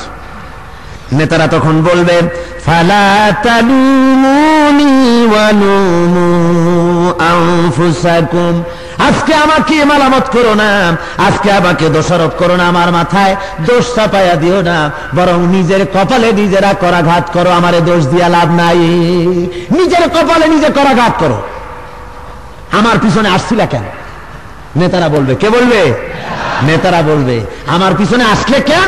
সেই জন্য নিজের কপালে নিজে যা পারো তাই মারো, আমার কিছু করার নেই। নেতারা আবার বলবে মা আনা বিমুসরিখিকুম ওয়া মা আনতুম বিমুসরিখিয়া। আল্লাহ রাব্বুল আলামিন বলেন, নেতা তখন বলবে আমি তোমাদের কোনো সাহায্য আজ করতে পারবো না, তোমাদের যে দশা আমারও সেই দশা, আজকে জাহান্নামে হবে, তোমরা আমার কোনো উপকার করতে পারবে না, আমিও আল্লাহর গজব থেকে, আল্লাহর আযাব থেকে তোমাদের এক বিন্দু কমায় দিতে পারবো না, কোনো উপায় নেই আমার হাতে। ভাইরা আমার, কিয়ামতের দিন এই দুরবস্থার সৃষ্টি হবে। সেই জন্য আল্লাহ রাব্বুল আলামিন সতর্ক করে দিচ্ছেন, দুনিয়ার বুকে সতর্ক হও, কোরআনের ভিতরে সতর্ক করে দিচ্ছেন। এরপর আল্লাহ রাব্বুল আলামিন বলেন যালিকুম বিআন্নাহু ইযা দু'িয়াল্লাহু ওয়াহদাহু কাফারতুম ওয়া ইউশরাক বিহি তু'মিনু ফাল-হুকমু লিল্লাহিল আলিয়্যিল কাবীর। এই হাসরের ময়দানে তোমাদের এই দুরবস্থার কারণ কি? আল্লাহ বলছেন কিয়ামতের দিন কাফেরদের, সত্যকে অস্বীকারীদের এই যে দুরবস্থা হবে তার কারণ কি? কারণ হলো ইযা দুইয়াল্লাহু ওয়াহদাহু কাফারতুম, যখন এক আল্লাহর দাওয়াত, এক আল্লাহর দিকে তোমাদেরকে যখন ডাকা হতো তোমরা তখন অস্বীকার করতে। ওয়া ইউশরাক বিহি তুমিনু, আর যখন সেই আল্লাহর শক্তির সাথে কাউকে অংশীদারিত্ব দেওয়া হতো তখন খুশিতে তোমরা ডগমগ হয়ে যেতে, এক আল্লাহরে মানতে পারতে না। এই কথাটির জবাব সম্পর্কে রুহুল মানি, তাফসীরে রুহুল মানির ভিতরে আল্লামা আলুসি রাহমাতুল্লাহ আলাইহি তিনি বলছেন যে তিনি একবার কোথাও যাচ্ছিলেন, যাওয়ার সময় দেখেন যে এক বুজুর্গের কবরের কাছে একটি লোক দাঁড়িয়ে তাকে বলছে, সেই বুজুর্গের নাম ধরে ডেকে ডেকে বলছেন যে আমি বিপদে পড়েছি, মুসিবতে পড়েছি, আমার বিপদ থেকে বাঁচাও। তখন এই কথা বলার পরে আল্লামা আলুসি রাহমাতুল্লাহ আলাইহি তিনি বলছেন, এই মিয়া তুমি এইখানে বসে বুজুর্গের কাছে তুমি তোমার বিপদ মুক্তি চাও, এটা কেমন কথা? তুমি না আল্লাহর বান্দা? যেখানে আল্লাহ বলছেন ওয়াইজা সালাকা ইবাদি আন্নি ফাইন্নি করিব, যেখানে আল্লাহ বলছেন যে হে নবী, যখন আপনাকে কেউ আমার ব্যাপারে জিজ্ঞাসা করে আপনি তখন বলুন যে আমি বান্দার খুবই নিকটবর্তী। সুবহানাল্লাহি ওয়া বিহামদিহি। আল্লামা আলুসি রাহমাতুল্লাহ আলাইহি রুহুল মানি, তাফসীরে রুহুল মানির ভিতরে সূরা জুমারের তাফসীরের মধ্যে এটা আছে। তিনি বলছেন যে আমি তখন লোকটাকে যখন বললাম যে আল্লাহ বলছেন আমি বান্দার কাছে আসি, যা চাওয়া লাগে উদউনি আস্তাজিব লাকুম, আমারে ডাকো আমি সাড়া দেব। সুতরাং আল্লাহ যেখানে বলছেন আমি কাছে আছি আমারে ডাকো, তো আল্লাহর থুইয়া তুমি তারে ডাকো কেন? বুজুর্গ কবরের মধ্যে শোয়া, তারে ডাকে কেন? লোকটি তখন ভীষণ রেগে গেল। আল্লামা আলুসি রাহমাতুল্লাহ আলাইহি লিখছেন রুহুল মানিতে যে আমি যখন ওখান থেকে চলে এলাম পরে শুনতে পেলাম সেই লোকটি আমার সম্পর্কে মন্তব্য করেছে যে এই লোকটা বুজুর্গ মানে না, পীর মানে না, বাজে লোক। জোরে কর নাউজুবিল্লাহ, জোরে বলেন নাউজুবিল্লাহ। তার মানে হলো আল্লাহ এখানে বলতে চান যে এক আল্লাহর কথা যখন বলা হয়, মুসলমানেরা আল্লাহ মানি আল্লাহ মানি এ কথা সবাই বলে, সবাই বলে কিনা কন? এ কথাটা সবাই বলে, কিন্তু দুর্ভাগ্যবশত এক শ্রেণীর হতভাগ্য মুসলমান আছে যারা নাকি আল্লাহর শক্তির সাথে আরো অনেককে অংশীদারিত্ব দিয়ে দিয়েছে। জোরে কর নাউজুবিল্লাহ। আল্লাহর শক্তির সাথে যেমন ছেলে দেওয়া, মেয়ে দেওয়া, স্বাস্থ্য দেওয়া, গতকাল যে কথাগুলি বলেছি, এই ব্যাপারে তারা অন্যদেরকে আল্লাহর সাথে শরীক স্থাপন করতে তারা চায়। এই জন্য যখন এক আল্লাহর দিকে ডাকা হয় তখন তারা রীতিমতো নাখোশ, বেজার, আল্লাহর কথা কয় অথচ বুজুর্গের কথা কয় না, উলির কথা কয় না। আল্লাহ কয় যখনই ওয়াইয়ুশরাক বিহি তুমিনু, যখনই তাদেরকে বলা হয় অন্যদের কিছু শক্তি জুড়ে দেওয়া হয় তখন খুশির চোটে একেবারে আনন্দে ডগমগ হয়ে যায়। আল্লাহ এই কথাটি অন্য সূরায় বলছেন এইভাবে করে, وَإِذَا ذُكِرَ اللَّهُ وَحْدَهُ اشْمَأَزَّتْ قُلُوبُ الَّذِينَ لَا يُؤْمِنُونَ بِالْآخِرَةِ وَإِذَا ذُكِرَ الَّذِينَ مِن دُونِهِ إِذَا هُمْ يَسْتَبْشِرُونَ। আল্লাহ রাব্বুল আলামিন যখন আল্লাহ বলেন, যখন এককভাবে আমি আল্লাহর দাওয়াত দেওয়া হয়, এককভাবে আমি আল্লাহর প্রভুত্বের কথা যখন বলা হয়, তখন এরা রাগে ফেটে পড়ে, অসন্তুষ্ট তারা হয়, নারাজি ইজহার করে। আর যখন আমার সঙ্গে অন্য কাউকে শরীক করে দেয়, তখন তারা আনন্দে ফুর্তিতে দশখানা হয়ে যায়। অর্থাৎ এক আল্লাহর শক্তিকে তারা কিছুতেই মানতে চায় না, তারা আরো কিছু শক্তি আল্লাহর সঙ্গে জুড়ে দিতে চায়। জোরে বলেন নাউজুবিল্লাহ, জোরে বলেন নাউজুবিল্লাহ। সমস্ত শক্তি হলো আল্লাহ রাব্বুল আলামিনের। সমস্ত শক্তি কার? আল্লাহ। আরো জোরে বলেন এই শক্তিগুলি কার? খায়রিহি ওয়া শাররিহি মিনাল্লাহি তাআলা। ভালো হোক আর মন্দ হোক সব কার পক্ষ থেকে হয়? আল্লাহ। ভাইরা আমার, এরপরে আল্লাহ রাব্বুল আলামিন বলতেছেন, ফাল হুকমু লিল্লাহিল আলিয়্যিল কাবীর। অতএব চূড়ান্ত ফয়সালা একমাত্র সর্বশক্তিমান আল্লাহ রাব্বুল আলামিনের হাতে। আজকে ফয়সালার দিন, কিয়ামতের দিন। সুতরাং আজকের ফয়সালা তোমার কোন বুজুর্গের হাতে নাই, আজকের ফয়সালা তোমার কোন দেবদেবীর হাতে নাই, আজকের ফয়সালা কোন প্রেসিডেন্টের হাতে নাই, কোন মন্ত্রীর হাতে নাই, দুনিয়ার কারো হাতে নাই। চূড়ান্ত ফয়সালার মালিক কে? আল্লাহ। আরো জোরে চিল্লায় বলেন কে? আল্লাহ রাব্বুল আলামিন আবার এই কথাটাকে আরো সুন্দর করে বুঝে আল্লাহ বলতেছেন, অন্যের ইবাদত, অন্যের গোলামি কেন করবে? হুয়াল্লাযী ইউরীকুম আয়াতিহি ওয়া ইউনাজ্জিলু লাকুম মিনাস সামাই রিজকান ওয়া মা ইয়াতাযাক্কারু ইল্লা মান ইউনীব। আল্লাহ রাব্বুল আলামিন বলেন, তিনি আল্লাহ যিনি তোমাদেরকে অনেক নিজের নিদর্শন দেখান। সে আল্লাহ রাব্বুল আলামিন নিজের অনেক নিদর্শন তোমাদের দেখান। আকাশ থেকে তিনি তোমাদের জন্য রিজিক দান করেন, রিজিক বর্ষিত করেন। আকাশ থেকে কি বর্ষণ করেন? রিজিক দেন।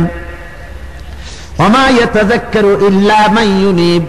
আর এই উপদেশ, এই নিদর্শন দেখে উপদেশ গ্রহণ করবে কেবলমাত্র তারা যারা নাকি তার আল্লাহর প্রতি রুজু করেছে, নিজেকে ফিরায় দিয়েছে, আনুগত্যশীল বান্দার হিসেবে পরিগণিত করেছে।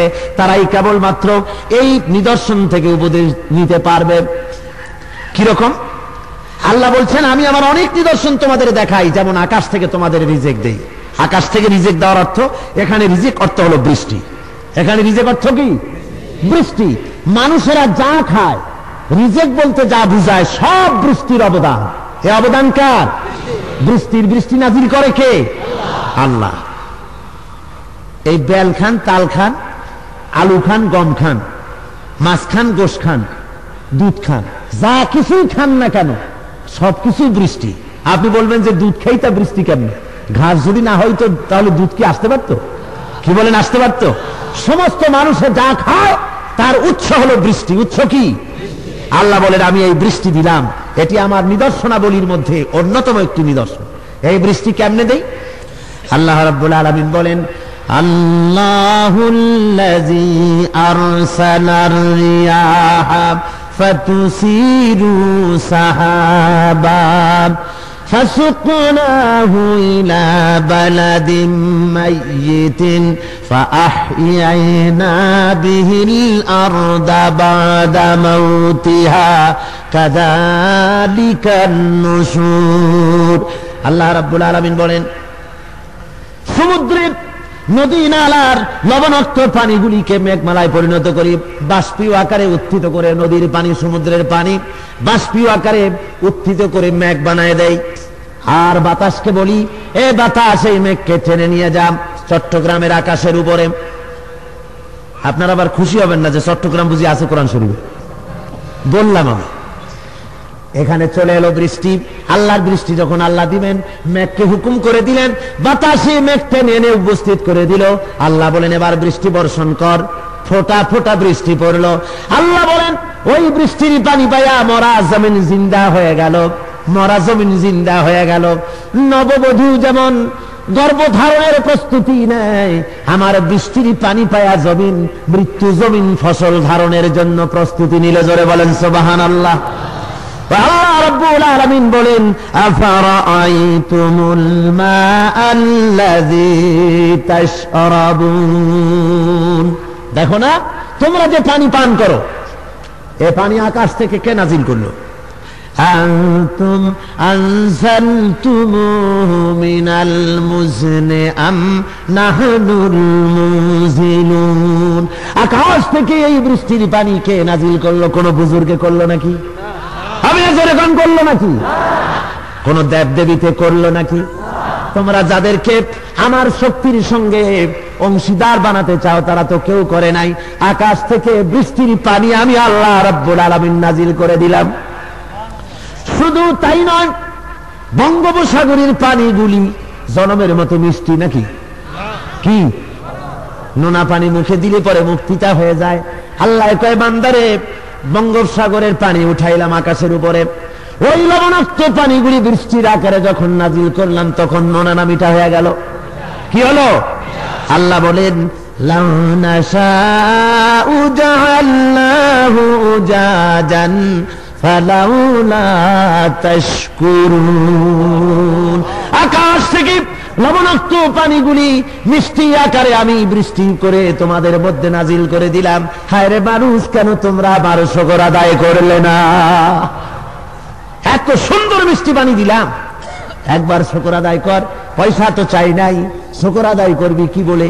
আলহামদুলিল্লাহি রাব্বিল আলামিন পড়েন সবাই, আলহামদুলিল্লাহি রাব্বিল আলামিন। সালাতুন ইয়া রাসূলুল্লাহ,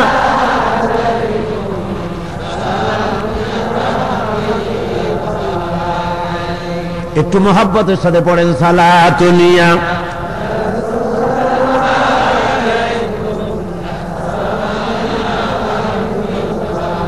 সালাতুন ইয়া রাসূলুল্লাহ।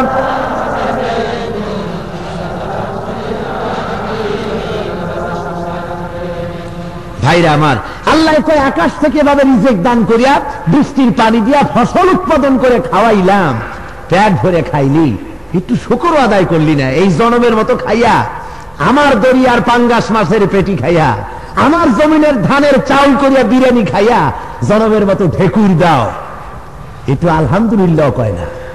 পাইকারি দরে খায়, পোলাও কোরমা বিরিয়ানি জর্দা খায়, খাইটা জিজ্ঞেস করে খাওয়াটা হয়েছে কেমন? কয় জুত না। পেটের উপরে উকুন মারা যায়, এইরকম টাইট হয়ে গেছে পেট, তারপরেও কয় জুত না। জুত হবে মরলে, এর আগে জুত হবে না। আল্লাহ শকরটুকু আদায় করলো না। হা, কি খাওয়ান খাওয়াইলেন আমার আল্লাহ রাব্বুল আলামিন। বলে বান্দারে দেখ কি সুন্দর করে খাওয়ালাম, কত জিনিস খাওয়ালাম রে এই বৃষ্টির সিজনে, কত। এই যে শীতের পিঠা কি দিয়া খায়? কি দিয়া খায়? মুখে এখনই পানি এসে গেছে আপনাদের, দেখছেন? রস দিয়ে খায়। এই রস পাইলেন কই? ভাইরা আমার, লক্ষ্য করে দেখুন, খেজুর গাছের মাথায় একই জায়গায় নারকেল গাছ, একই জায়গায় খেজুর গাছ, একই জায়গায় নিম গাছ।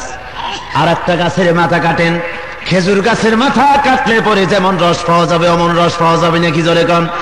সুপারি গাছে পাওয়া যাবে নাকি কন? অথচ পাশাপাশি দাঁড়ানো সুপারি গাছ আর খেজুর গাছ, সুপারি গাছ কিয়ামত পর্যন্ত কাটতে কাটতে আর কল্লা জন্মের কাটা কাটলেও এক ফোঁটা রস বাইর হবে না খেজুরের মতো। একই মাটির সোডিয়াম, একই মাটির ফসফরাস, একই মাটির স্বাদ টানতেছে, একই আলো বাতাস গ্রহণ করতেছে, দুই রকমের পানি। খেজুর গাছের মাথা কাটলে পরে যে ধরনের মিষ্টি পানি পাওয়া যাবে, খেজুর গাছের গোড়া খুঁজতে খুঁজতে 3 মাইল যদি কেউ নিচে চলে যায়, মাথা কাটলে যেমন পানি পাওয়া যাবে, পানি পাওয়া যাবে না। যাবে? যাবে না। আল্লাহ রাব্বুল আলামিন ওর মাথার মধ্যে এত সুন্দর ফ্যাক্টরি বানায় দিয়েছেন। বাঁশ গাছ আর আখের গাছ একই জায়গায়। আখে আখ বলেন তো? জি, চিনি বানা যাবে আখ। আখের গাছ আর একদিকে বাঁশের গাছ, দেখতে তো প্রায় কাছাকাছি। হ্যাঁ, খেকশিয়াল, কুশাল। আচ্ছা, যাই হোক, মানে এক দেশের খালি আর এক দেশের বুলি।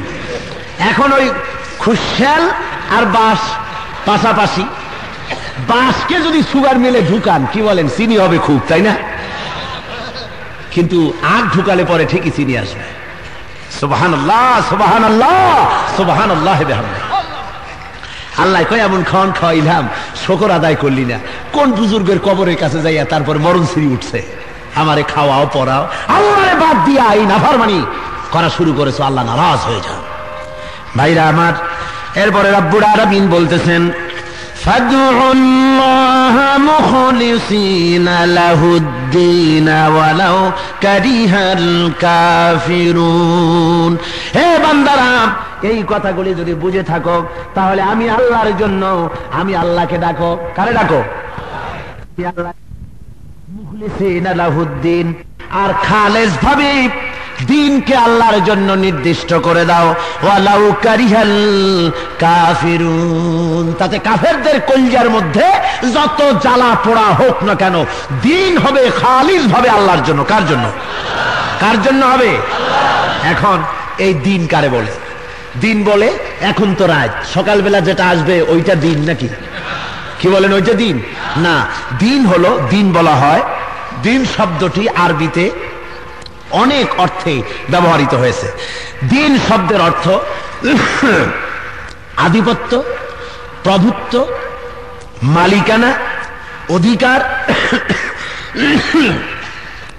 রাষ্ট্র ক্ষমতা, তারপরে রাষ্ট্র শাসন, এই ধরনের 19টি অর্থে দিন শব্দ ব্যবহার করা হয়েছে।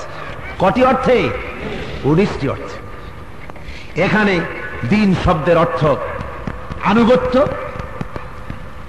আনুগত্য সম্পূর্ণ হবে আল্লাহ রাব্বুল আলামিনের। আনুগত্য সবটা কার হবে? দিন একমাত্র আল্লাহর জন্য খালিস ভাবে, আর কারো আনুগত্য করা যাবে না। আইনের ব্যাপারে, শাসন মানার ব্যাপারে, রাষ্ট্র পরিচালনার ব্যাপারে, যে কোনো ব্যাপারে ব্যক্তি, পরিবার, সমাজ ও রাষ্ট্র, জীবনের সকল ক্ষেত্রে আনুগত্য হবে কার? চিল্লায় কোন কার? রব্বুল আলামিন এই ব্যাপারে কথা বলতেছেন, আফাগাইরা দীনিল্লাহি ইয়াবগুন ওয়ালাহু আসলামা মান ফিস সামাওয়াতি ওয়াল আরদি তাওআন ওয়া কারহা। আল্লাহ রাব্বুল আলামিন বলেন, তোমরা কি আমার দেওয়া জীবন ব্যবস্থা ছেড়ে দিয়ে, দিন মানে জীবন ব্যবস্থা, দিন মানে জীবন ব্যবস্থা অনেকগুলি অর্থে আসে, তোমরা কি আমার দেওয়া জীবন ব্যবস্থা ছেড়ে দিয়া মানুষের তৈরি করা আইন ও কানুনকে মানতে চাও? ওয়ালাহু আসলামা মান ফিস সামাওয়াতি ওয়াল আরদ, অথচ আসমান আর জমিনের ভিতরে যা আছে সব আমার আনুগত্যের সামনে তারা মাথা নত করে দিয়েছে, তাদের আনুগত্যের মস্তক আমার সামনে অবনত করে দিয়েছে। জোরে বলেন সুবহানাল্লাহ। সবাই আইন মানতেছে কার? জোরে কোন কার? সূর্য আইন মানে কার? চন্দ্র আইন মানে কার? আকাশ আইন মানে কার? সমুদ্র আইন মানে কার? পাহাড় আইন মানে কার? জমিন আইন মানে কার? লক্ষ্য করে দেখুন, এই চট্টগ্রামের পাহাড়িয়া এলাকা, পার্বত্য চট্টগ্রাম, রাঙ্গামাটি, কাপ্তাই, বান্দরবন, বিরাট জঙ্গলের পাহাড়িয়া এলাকা। এই পাহাড়িয়া এলাকার ভিতরে হিংস্র প্রাণী আছে কি নাই? আছে কিনা? সমস্ত হিংস্র প্রাণী আল্লাহ রাব্বুল আলামিন তাদেরকে ঠিক করে দিয়েছেন। ও বাঘ, ওরে সাপ আর সিংহ, যত হিংস্র প্রাণী আছে জঙ্গলের ভিতরে থাকবি, লোকালিটির ভিতরে গিয়া মানুষের কোনো অসুবিধা করতে পারবি না। আল্লাহর আইন মেনে জঙ্গলের ভিতরে তারা থাকে। ওই জঙ্গলের হিংস্র প্রাণীরা যদি মিছিল করতো, জঙ্গলে আর থাকবো না, এইবার চট্টগ্রাম দখল করব, এই কথা বলে যদি পাগলা হাতিরা, সিংহরা, বাঘেরা যদি মিছিল করতো, মিয়ার আপনারা থাকতে পারতেন নাকি? কোন কি বলেন, পারতেন? আল্লাহর এই বাহিনীর সামনে সিংহ হাতি ছাড়িয়ে দেন, অত বড় দিয়া কাম নাই। এই যে খালি কতগুলা বল্লা, বল্লা কয় তো হলুদ রঙে, আর ভীমরুল, ওটারে কি কয়? হ্যাঁ, ভেঙ্গুর। এই ভেঙ্গুর মানে ক্যাপসুলের মতো, দুদিকে হলুদ, মাঝখানে একটা ক্যাপসুলের মতো বাঁধ দেওয়া। এই ভেঙ্গুর যদি এই মাহফিলের মধ্যে বেশি না, মানুষ তো লক্ষ লক্ষ, এখানে এখানে হাজার খানেক বা 500 ভেঙ্গুরুল যদি ছেড়ে দেওয়া যায়, 100 খানেক বল্লা যদি ছেড়ে দেওয়া যায়, মাশাআল্লাহ, মানুষ দৌড়াইয়া একটার মাথার উপর আরেকটা পড়বে, ঠিক কিনা কর? আল্লাহর কি প্রচন্ড ক্ষমতা, আর মানুষ কত অসহায়। বল্লা ভিমরুলের একটু হুল আছে, ওগুলার বাদ দিলাম। সামান্য কতগুলো ব্যাঙ, গোটা 10 বড় বড় বড় সাইজের ব্যাঙ। বড় ব্যাঙ রে কি কয়? ভাউয়া ব্যাঙ। আমার কিছু সিটামের ভাষা আপনি শিখাই দিন। এই যে বড় বড় ভাউয়া ব্যাঙ, কিং সাইজের ভাউয়া ব্যাঙ, যদি গোটা 20 এই মাহফিলের মধ্যে ছাড়িয়ে দেওয়া যায়, মাশাআল্লাহ, ব্যাঙ আর লাভ দেবে কি? তার চাইতে জোরে লাভ দিয়া মানুষ সব পালায় যাবে। সামান্য ব্যাঙের সামনে কত অসহায়। আমি একবার দেখলাম বিরাট একটা হাতি সার্কাসে নিয়ে যায় দেখাবার জন্য। ওই হাতির পিঠের উপরে মাহুত বসে আছে। হাতিটার বডিটার তুলনায় মাহুত একটা সলিমতি ছাড়া আর কিছু না, বুঝলেন? এতটুকু একটা মানুষ ওইখানে বসে দেখি লাঠির মাথায় একটা লোহা, ওই লাঠিটা দিয়া মাথার উপরে এইরকম বাড়ি মারে, আস্তে যদি চলে মাথায় একটু গুতা মারে, আর হাতিটা একটু ব্যথা পায়, একটু মেজাজটা গরম করে হাঁটে। হাতি যেন মনে মনে বলতে থাকে, হায় রে মানুষ, কেমন যে তুই আশরাফুল মখলুকাত, আল্লাহর সৃষ্টির সেরা, তাই আমার ঘাড়ে বসে তুই আমার মাথায় লাঠি মারিস। আল্লাহ তোরে শ্রেষ্ঠ বানাইছে, আমারে তোর গোলাম বানাইছে। নইলে শক্তির দিক দিয়ে শ্রেষ্ঠত্ব যদি নির্বাচিত হতো, প্রমাণিত হতো, শক্তির দিক থেকে সৃষ্টির সেরা, এটাই যদি থিওরি হতো, তাহলে তোর মতো 10টা মানুষের মাথা এক জায়গায় থুইয়ে আমার তো চাপ দেওয়া লাগে না, পাও খান থুইলেই শুধু বেলের মতো ফট করে একটা আওয়াজ হবে, জায়গায় শেষ। ঠিক কিনা ভাইরা আমার? ওগুলি সব আল্লাহর হুকুম মানতেছে। কার হুকুম মানে? জঙ্গলে যারা আছে আল্লাহর হুকুম মানে, আকাশে যারা আছে আল্লাহর হুকুম মানে, পানির ভিতরে যারা আছে ওরা আল্লাহর হুকুম মানে, সব আল্লাহর হুকুম মেনে চলছে। আল্লাহর আইন ছাড়া আর কেউ নাই, আল্লাহর হুকুম মেনে সবাই চলতেছে। এই জন্য আল্লাহ বলতেছেন, আমার আইনের ভিতরে আবার আনুগত্যের মধ্যেই একমাত্র শান্তি, আর দিন হলো একমাত্র ইসলাম। জীবন ব্যবস্থা ইসলাম ছাড়া আর কিছু নাই। ইন্নাদ-দীনা ইনদাল্লাহিল ইসলাম, আমার কাছে পছন্দনীয় একমাত্র জীবন ব্যবস্থা কি? একমাত্র কি? ইসলাম। এটা ছাড়া আর কোনো পথ নাই, এটাই পথ। আর এই পথের বর্ণনা কোরআন শরীফের মধ্যে দেওয়া হয়েছে। কোরআনের ফার্স্ট টু লাস্ট মানুষের জীবন ব্যবস্থা বলা হয়েছে। কি বলা হয়েছে? কোরআন শরীফের শুরু হয়েছে কি দিয়া? বিসমিল্লাহির রহমানির রহিম, বা দিয়া শুরু হয়েছে। কি দিয়া শুরু হয়েছে? কোন? শেষ হয়েছে কি দিয়ে? নাস, সিন দিয়ে। মিনাল জিন্নাতি ওয়ান নাস, শেষের অক্ষর কি? সিন। কোরআন শরীফের প্রথম অক্ষর নেন বা, আর একদম শেষের অক্ষর নেন সিন, দুইটার মিলান কি হইল? বাস। এবার এই বাসে চড়ে বাড়ি যাবেন নাকি? এই বাস মানে কি? বাস মানে এনাফ, বাস মানে যথেষ্ট। আল্লাহ রাব্বুল আলামিন বলতে চাইলেন, কোরআন শরীফের ভিতরে প্রথম পারা থেকে নিয়ে সূরা নাস পর্যন্ত যা বলে দিলাম, বাস, এনাফ, যথেষ্ট। মানুষের জীবনের জন্য যা দরকার, ব্যক্তি, পরিবার, সমাজ, রাষ্ট্রের জন্য সব কথা আমি বলে দিয়েছি। এনাফ হয়ে গেছে, যথেষ্ট হয়ে গেছে। কোন মানুষের জন্য, কোন দার্শনিকের জন্য, কোন জ্ঞানী ব্যক্তির জন্য এমন কিছু বাকি রাখি নাই যা মানুষের চলার জন্য আবার তৈরি করা লাগবে। অর্থনীতির ব্যাপারে, সমাজনীতির ব্যাপারে, রাজনীতির ব্যাপারে, পররাষ্ট্রনীতির ব্যাপারে, শিক্ষানীতির ব্যাপারে, মূলনীতি যা প্রয়োজন আমি আল্লাহ রাব্বুল আলামিন সব কোরআনে ঢুকায় দিয়েছি। জোরে বলেন সুবহানাল্লাহ। সব এই কোরআন শরীফের মধ্যে বলে দেওয়া হয়েছে। সুতরাং আল্লাহ বলছেন, এই দিন সম্পূর্ণভাবে আমি আল্লাহর জন্য করে দাও, নির্দিষ্ট করে দাও। আল্লাহ রাব্বুল আলামিন অন্যত্র বলেন, হুয়াল্লাযী আরসালা রাসূলাহু বিল হুদা ওয়া দীনিল হক লিইয়ুযহিরাহু আলাদ-দীনি কুল্লিহি ওয়া কাফা বিল্লাহি শাহীদা। আল্লাহ বলেন, আমি আমার রাসূলকে দ্বীনে হক, সত্যের বিধান দিয়া জমিনে পাঠিয়ে দিয়েছি। তার দায়িত্ব হলো মানুষের তৈরি করা আইন ও কানুনের উপরে আমার দ্বীনকে বিজয়ী করে দেবেন। এ দায়িত্ব তার। নবীর জন্য এটা শোভনীয় নয় যে পৃথিবীর বুকে মানুষের তৈরি করা আইন চলবে আর নবী তার ভিতরে থেকে মসজিদে বসে আল্লাহ আল্লাহ করবে। এটা নবীর জন্য শোভনীয় নয়। এটা কি শোভনীয়?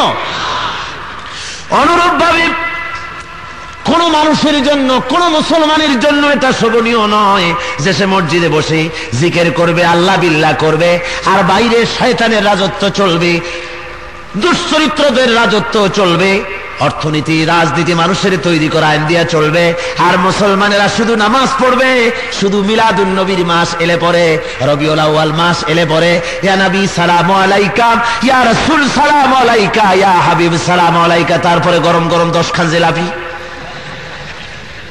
আমরা যেন রাসূলকে এই কথা বলতে চাই, হে রাসূল আপনারা যে কত ভালোবাসি, দেখেন না তাকায়, ওই মদিনা থেকে তাকায় দেখেন কত ভালোবাসি আপনাকে। আপনার ভালোবাসায় উদ্বুদ্ধ হয়ে আমরা মিলাদ পড়েছি, আর আমাদের বাজারের যত মিষ্টি ছিল দাম বাড়ায় দিয়া সব মিষ্টি আমরা খাইয়া ভালাইছি। এটা হলো মহব্বতের নমুনা, জোরে কর নাউজুবিল্লাহ। এটা নয়, বরং হুজুর সম্পর্কে আল্লাহ বলছেন আমি রাসূলকে পাঠিয়েছি এই জন্য মানুষের তৈরি করা সকল মতবাদের উপর ইসলামকে গালিব করে দেবে। এই জন্য বাংলাদেশে ইসলাম গালিব আছে, জোরে বলেন আছে। কোরআনের আইন দিয়া বঙ্গভবন চলে, আসতে বলেন কেন চলে? কোরআনের আইন দিয়া সেক্রেটারিয়েট চলে, কোরআনের আইন দিয়ে ইউনিভার্সিটি চলে, কোরআনের আইন দিয়ে ক্যান্টনমেন্ট চলে, কোরআনের আইন দিয়ে আপনার ব্যবসা বাণিজ্য চলে, কোরআনের আইন দিয়ে কোর্ট কাছারি আদালত চলে, কোনটাই চলছে না। সুতরাং আমরা কিরকম মুসলমান হলাম যদি আল্লাহর দেওয়া বিধান জমিনে কায়েম করতে না পারি? আল্লাহ বলছেন আনুগত্য করতে হবে জীবনের সকল ক্ষেত্রে, দ্বীনকে খালিস ভাবে আমার জন্য নির্দিষ্ট করে দিতে হবে। তার মানে ব্যক্তিতে, পরিবারে, সমাজে ও রাষ্ট্রে কারো কথা মানা যাবে না। আজকে 10 দফা, 5 দফা, 15 দফা, 40 দফা, 200 দফা, দফার ছোটে মানুষের কাম শেষ, ঠিক কিনা কয়? মানুষের কাজ শেষ হয়ে গেল এই দফার জ্বালায়। সুতরাং দফা মানুষের তৈরি করা আইনের পিছনে দৌড়াও, এত মানুষের পিছনের আইনের পিছনে না দৌড়াইয়া যদি আমি আল্লাহর দিকে যদি দৌড়াতে, দ্বীনকে খালেস ভাবে যদি আমার দিকে করে দিতে, তাহলে এই দুরবস্থায় তোমরা পড়তে না। মানুষেরা ওই একবার কে একজন বলল মঞ্চে দাঁড়ায়া, এত বছরের মধ্যে কিছু খাবার দিবার পারুম না। জনগণ দুহাত উঁচু করে বলল আমরাও না খাইয়া থাহুম। আল্লাহ বললেন আমিও দেহুম, কাহা তক না খাইয়া থাকতে পারো, ঠিক কিনা কর? না খাওয়ার পালা চললো। হায় রে, না খাওয়া, রাস্তায় রাস্তায় মানুষ না খেয়ে মরেছে, ভুলে গেছেন? জোরে কোন ভুলে গেছেন? মানুষ মানুষের বমি খেয়েছে, মনে আছে না? কাপড় পায় নাই, যুবতী মেয়েরা কাপড়ের অভাবে জাল পরিধান করে ইজ্জত ঢাকার চেষ্টা করেছে। খেতে খাবারে রাস্তার ধারে একটা কচু গাছও ছিল না, কলার ডগা চাবায় চেবায় মানুষে খেয়েছে, ঠিক কিনা কর? মানুষ যখন মানুষকে প্রভু মানে তখন আল্লাহর গজব নাজিল হয়ে যায়। খাওয়া জম্মের খাওয়া, দেখি কেমন তোরে খাওয়াইতে পারে। ভাইরা আমার, আমি একবার ওই দেশ যখন স্বাধীন হয়ে গেল, ঠিক তার পরপরই 71-এর শেষ দিকে, আপনার ওই 72-এর প্রথম দিকে ওয়াজ মাহফিল আমার শুরু হলো, বিভিন্ন জায়গায় তাফসীর। তো ট্রেনের ভিতরে বসা শুনি যে কিছু ওই একই কম্পার্টমেন্টে কিছু ছেলেবেলেরা বসা কি জানি কয় কানে কানে, আমারে শুনায় না। অনেকক্ষণ পর আমি বললাম যুবকরা আমি তো একা, আমার সাথে কেউ নাই, তোমরা যে কি কও আমি তো মোটে শুনি না, একটু জোরে কও না। কয় না আপনারে শোনাবো না বলি তো আস্তে আস্তে কই। তাই বললাম না ভাই আমি একা একদম, বলো না কি বলতেছো তোমরা। কয় যে নিতান্ত শুনতেই যদি চান তাহলে আসল কথা হলো আমরা যা চাইছিলাম তা পাইনি। তো বললাম কি চাইছিলা? কয় যে চাইছিলাম একটি শোষণ মুক্ত সমাজ, চেয়েছিলাম মানুষে খেয়ে পরে সুখে শান্তিতে বাস করবে, তার হইল না। আমি বললাম বাবারা আর দরকার নাই, আর দরকার নাই, যদ্দূর হইছে এখন তোমরা একটু শান্তিতে থাকো। কয় কি রকম? আমি বললাম দেখো এই জমিনে একবার মানুষেরা 4 পয়সা করে চাউল খাইতো। কয় পয়সা করিয়া? বুড়োরা যারা আছেন তারা বলতে পারবেন। 4 পয়সা 6 পয়সা করে চাউলের শেষ, 7 আনা 5 আনায় লুঙ্গি, 1 টাকা 2 টাকায় শাড়ি। এটা কি আমি বানাই বলতেছি না ঠিক? আরে মিয়া যুবক মানুষ যদি কয় ঠিক, তা তুমি কি দেখছিলে নাকি? বুড়া মানুষে বলবে যে ঠিক। বন্ধুগণ এক সময় দেখা গেল কিছু নেতা সামনে চলে এলেন, এই জুলুম, এই ঔপনিবেশিক জুলুম সহ্য করা যাবে না। 4 পয়সা চাউলের শের, 3 আনা একটা লুঙ্গি, 1.5 টাকা একটা শাড়ি, এই জুলুম বরদাস্ত করা যাবে না। জনগণ বলল আমাদের কি করিতে হইবে? নেতারা বলল তোমরা জাগো। জনগণ বলল আমরা জাগলাম। 1947 সন জায়গা দেখে সর্বনাশ, 4 পয়সা শেরের চাউল 8 আনা, তারপরে 7 আনার লুঙ্গি 7 টাকা, 2 টাকার শাড়ি 13 টাকা, 1.5 টাকার সরিষার তেল বা 8 আনার সরিষার তেল 4 টাকা। এবার এক শ্রেণীর নেতারা সামনে চলে এলেন, এই জুলুম বরদাস্ত করা যাবে না। 8 আনা করে চাউলের শের, একটা কথা? 4.5 টাকা করে, 4 টাকা করে খাঁটি সরিষার তেল, এটা একটা কথা হলো? লুঙ্গি একটা 2 টাকা 3 টাকা, শাড়ি একটা 13 টাকা 15 টাকা, বিয়ের শাড়ি 20 টাকায় হয়ে যায়। এই জুলুম আর বরদাস্ত করা যাবে না। আঙ্গুরের শের 4 টাকা 5 টাকা 7 টাকা, এই জুলুম সহ্য করা যাবে না। কি করিতে হইবে? জনগণ প্রশ্ন করল, নেতারা কি করিতে হইবে? কি করিতে হইবে? নেতারা বলল জাগিতে হইবে, জাগিতে হইবে। জনগণ বলল আমরা জাগিলাম। 1971 সন সব জেগে গেল, জায়গা দেখে সর্বনাশ। সেই 8 আনার চাউলের শের 8 টাকা, 13 টাকার শাড়ি 830 টাকা, 7 টাকার লুঙ্গি 70 টাকা। আমি বললাম যুবকরা আর জাগো না, যদ্দূর জাগ, যদ্দূর ভালো। এর চেয়ে বেশি জাগলে তাহলে মানুষ সব শেষ হয়ে যাবে। কথা বুঝতে পেরেছেন? সুতরাং শান্তি দেওয়ার মালিক আল্লাহ। শান্তি দেওয়ার মালিক কে? আরো জোরে বলেন কে? সেই শান্তি আসবে কিভাবে? আল্লাহর আইন মানলে। সে শান্তি আসবে কিভাবে? জোরে কর। আল্লাহর আইন মানলে পরে আসবে, আল্লাহর আইন না মানলে পরে কিছুতেই সেই শান্তি আসতে পারে না। সুতরাং আল্লাহর দেওয়া বিধান, আল্লাহর দেওয়া জীবন ব্যবস্থা মানতে হবে।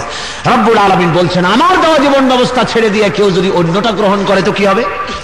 ওয়ামান ইয়াবতাগি গায়রাল ইসলামি দীনান ফালান ইউকবালা মিনহু ওয়া হুয়া ফিল আখিরাতি মিনাল খাসিরিন। আল্লাহ রাব্বুল আলামিন বলেন যে বা যারা আমার দেওয়া জীবন ব্যবস্থা ছেড়ে দিয়া মানুষের তৈরি করা আইন ও কানুন মানবে, আল্লাহ বলেন কিয়ামতের দিন ওদের কাছ থেকে আমি ওটা গ্রহণ করব না। ওয়া হুয়া ফিল আখিরাতি মিনাল খাসিরিন। আর নিঃসন্দেহে কিয়ামতের দিন তারা ক্ষতিগ্রস্ত হবে, নিঃসন্দেহে তারা ক্ষতিগ্রস্ত হবে।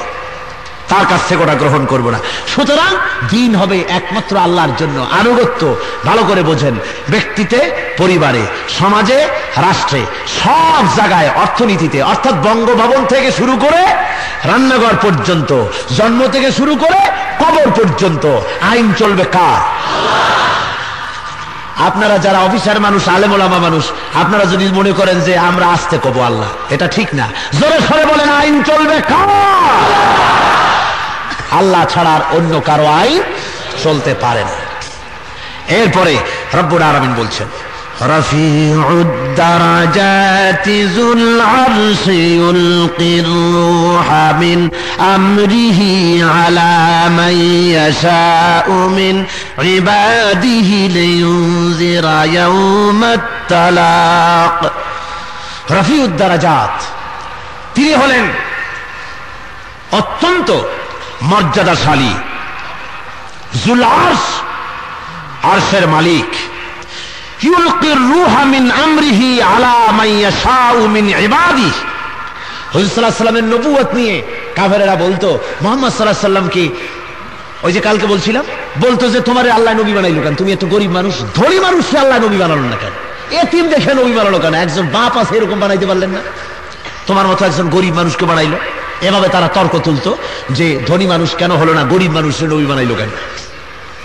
আল্লাহ রাব্বুল আলামিন বলেন তিনি হলেন আরশে আজিমের মালিক, শাসন কার্য পরিচালনা করার বোঝার মালিক একমাত্র তিনি।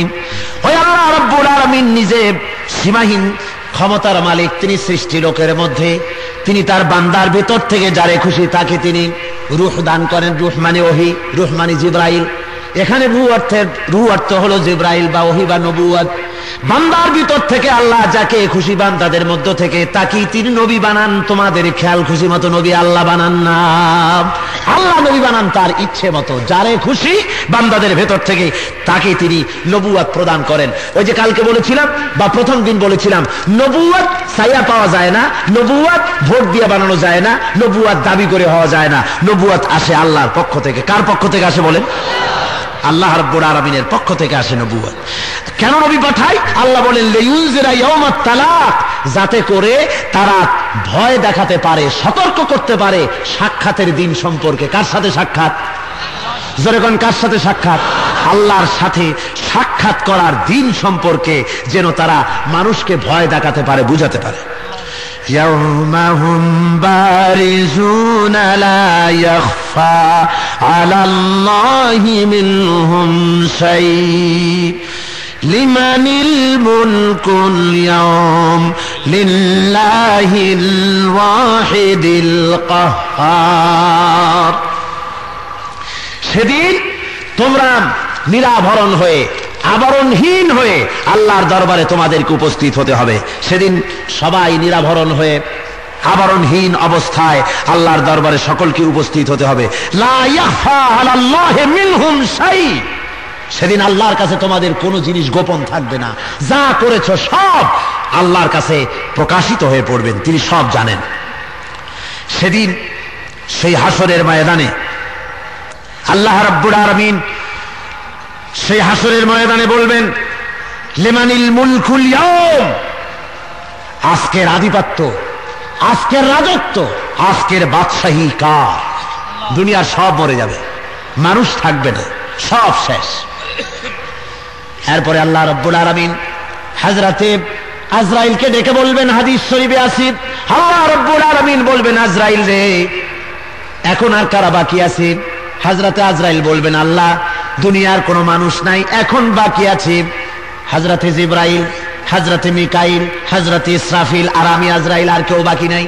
আল্লাহ রাব্বুল আলামিন বলবেন, আজরাইল জলদি করে চলে যাও, জিবরাইলের জান কবজ করে নাও। হযরতে জিবরিল আলাইহিস সালামকে হযরতে আজরাইল গিয়ে সালাম করবেন, আসসালামু আলাইক, আল্লাহর শান্তি আপনার প্রতি বর্ষিত হোক। আমি আপনার সঙ্গে জিয়ারত করতে এসেছি, আল্লাহর নির্দেশ নিয়ে এসেছি, আল্লাহ অর্ডার করেছেন আপনার জান কবজ করার জন্য। আল্লাহ রাব্বুল আলামিনের হুকুমে হযরতে জিবরাইলের জান কবজ হয়ে যাবে। আল্লাহ বলবেন, এবার আর কে বাকি আছে? হযরতে আজরাইল বলবেন, এবার মিকাইল বাকি কয়, জান কবজ করো। হযরতে মিকাইলের জান কবজ হয়ে যাবে। জিজ্ঞেস করবে এবার বাকি কে? বলবে ইসরাফিল, জান কবজ করো। এরপর আল্লাহ বলবেন, আর কে বাকি আছে?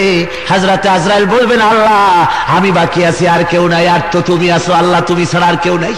আল্লাহ রাব্বুল আলামিন বলবেন, মুত ইয়া মালাকুল মউত, মুত, মরে যা। আল্লাহু আকবার, আল্লাহু আকবার, মুত ইয়া মালাকুল মউত, মরে যা। হযরতে মালাকুল মউত বলবে, আল্লাহ রাব্বুল আলামিন সাকরাতে মউত, মউতের যে কষ্ট, এইটা আমি যে জান কবজ করেছি সারা দুনিয়ার প্রাণীগুলির, আমি যদি জানতাম আমার রূহ আমার কবজ করা লাগবে, তাহলে এই দায়িত্ব থেকে তোমার কাছে আমি মাপ চাইতাম। আয় আল্লাহ, এখন আমার জান আমারে কবজ করা লাগবে। আল্লাহ বলেন, মুত ইয়া মালাকাল মউত, মরে যা। মালাকাল মউত মরে যাবেন। নিস্তব্ধতা বিরাজ করবে, আকাশেও কেউ নাই, জমিনেও কেউ নাই, ইল্লা ওয়াজহু, আল্লাহ ছাড়া কেউ নাই। আল্লাহ রাব্বুল আলামিন জমিনকে ডেকে বলবেন, ইয়া দুনিয়া আইনা কুসুরকি, হে পৃথিবী তোর বিল্ডিংগুলি কোথায়? অহংকারীরা বিরাট বিরাট বালাখানা বানাতো, গগনচুম্বী ধর্মমালা বানাতো, কোথায় সেই বিল্ডিং? ইয়া দুনিয়া আইনা আশজারুকি, কোথায় সেই গাছপালাগুলি যেগুলি দিয়ে তোর বুক সজ্জিত ছিল? আইনা আনহারুকি, কোথায় সেই দরিয়া, সমুদ্র, নদ নদী কোথায়? আইনা জিবালুকি, কোথায় পাহাড় পর্বত? সব শেষ হয়ে যাবে। আইনা মুলুকি, আইনাল মুলুক, কোথায় সেই রাজা বাদশারা, স্বৈরাচার, অহংকারী, কোথায় তারা? আল্লাহ রাব্বুল আলামিন দুনিয়া কিভাবে ডাক দিয়া তারপরে বলবেন লিমানিল মুলকুল ইয়াউম, লিমানিল মুলকুল ইয়াউম, আজকের রাজত্ব কার? কার প্রভুত্ব, কার বাদশাহী আজ? তাফসীরের ভিতরে আছে একজন বাদশাহ, তার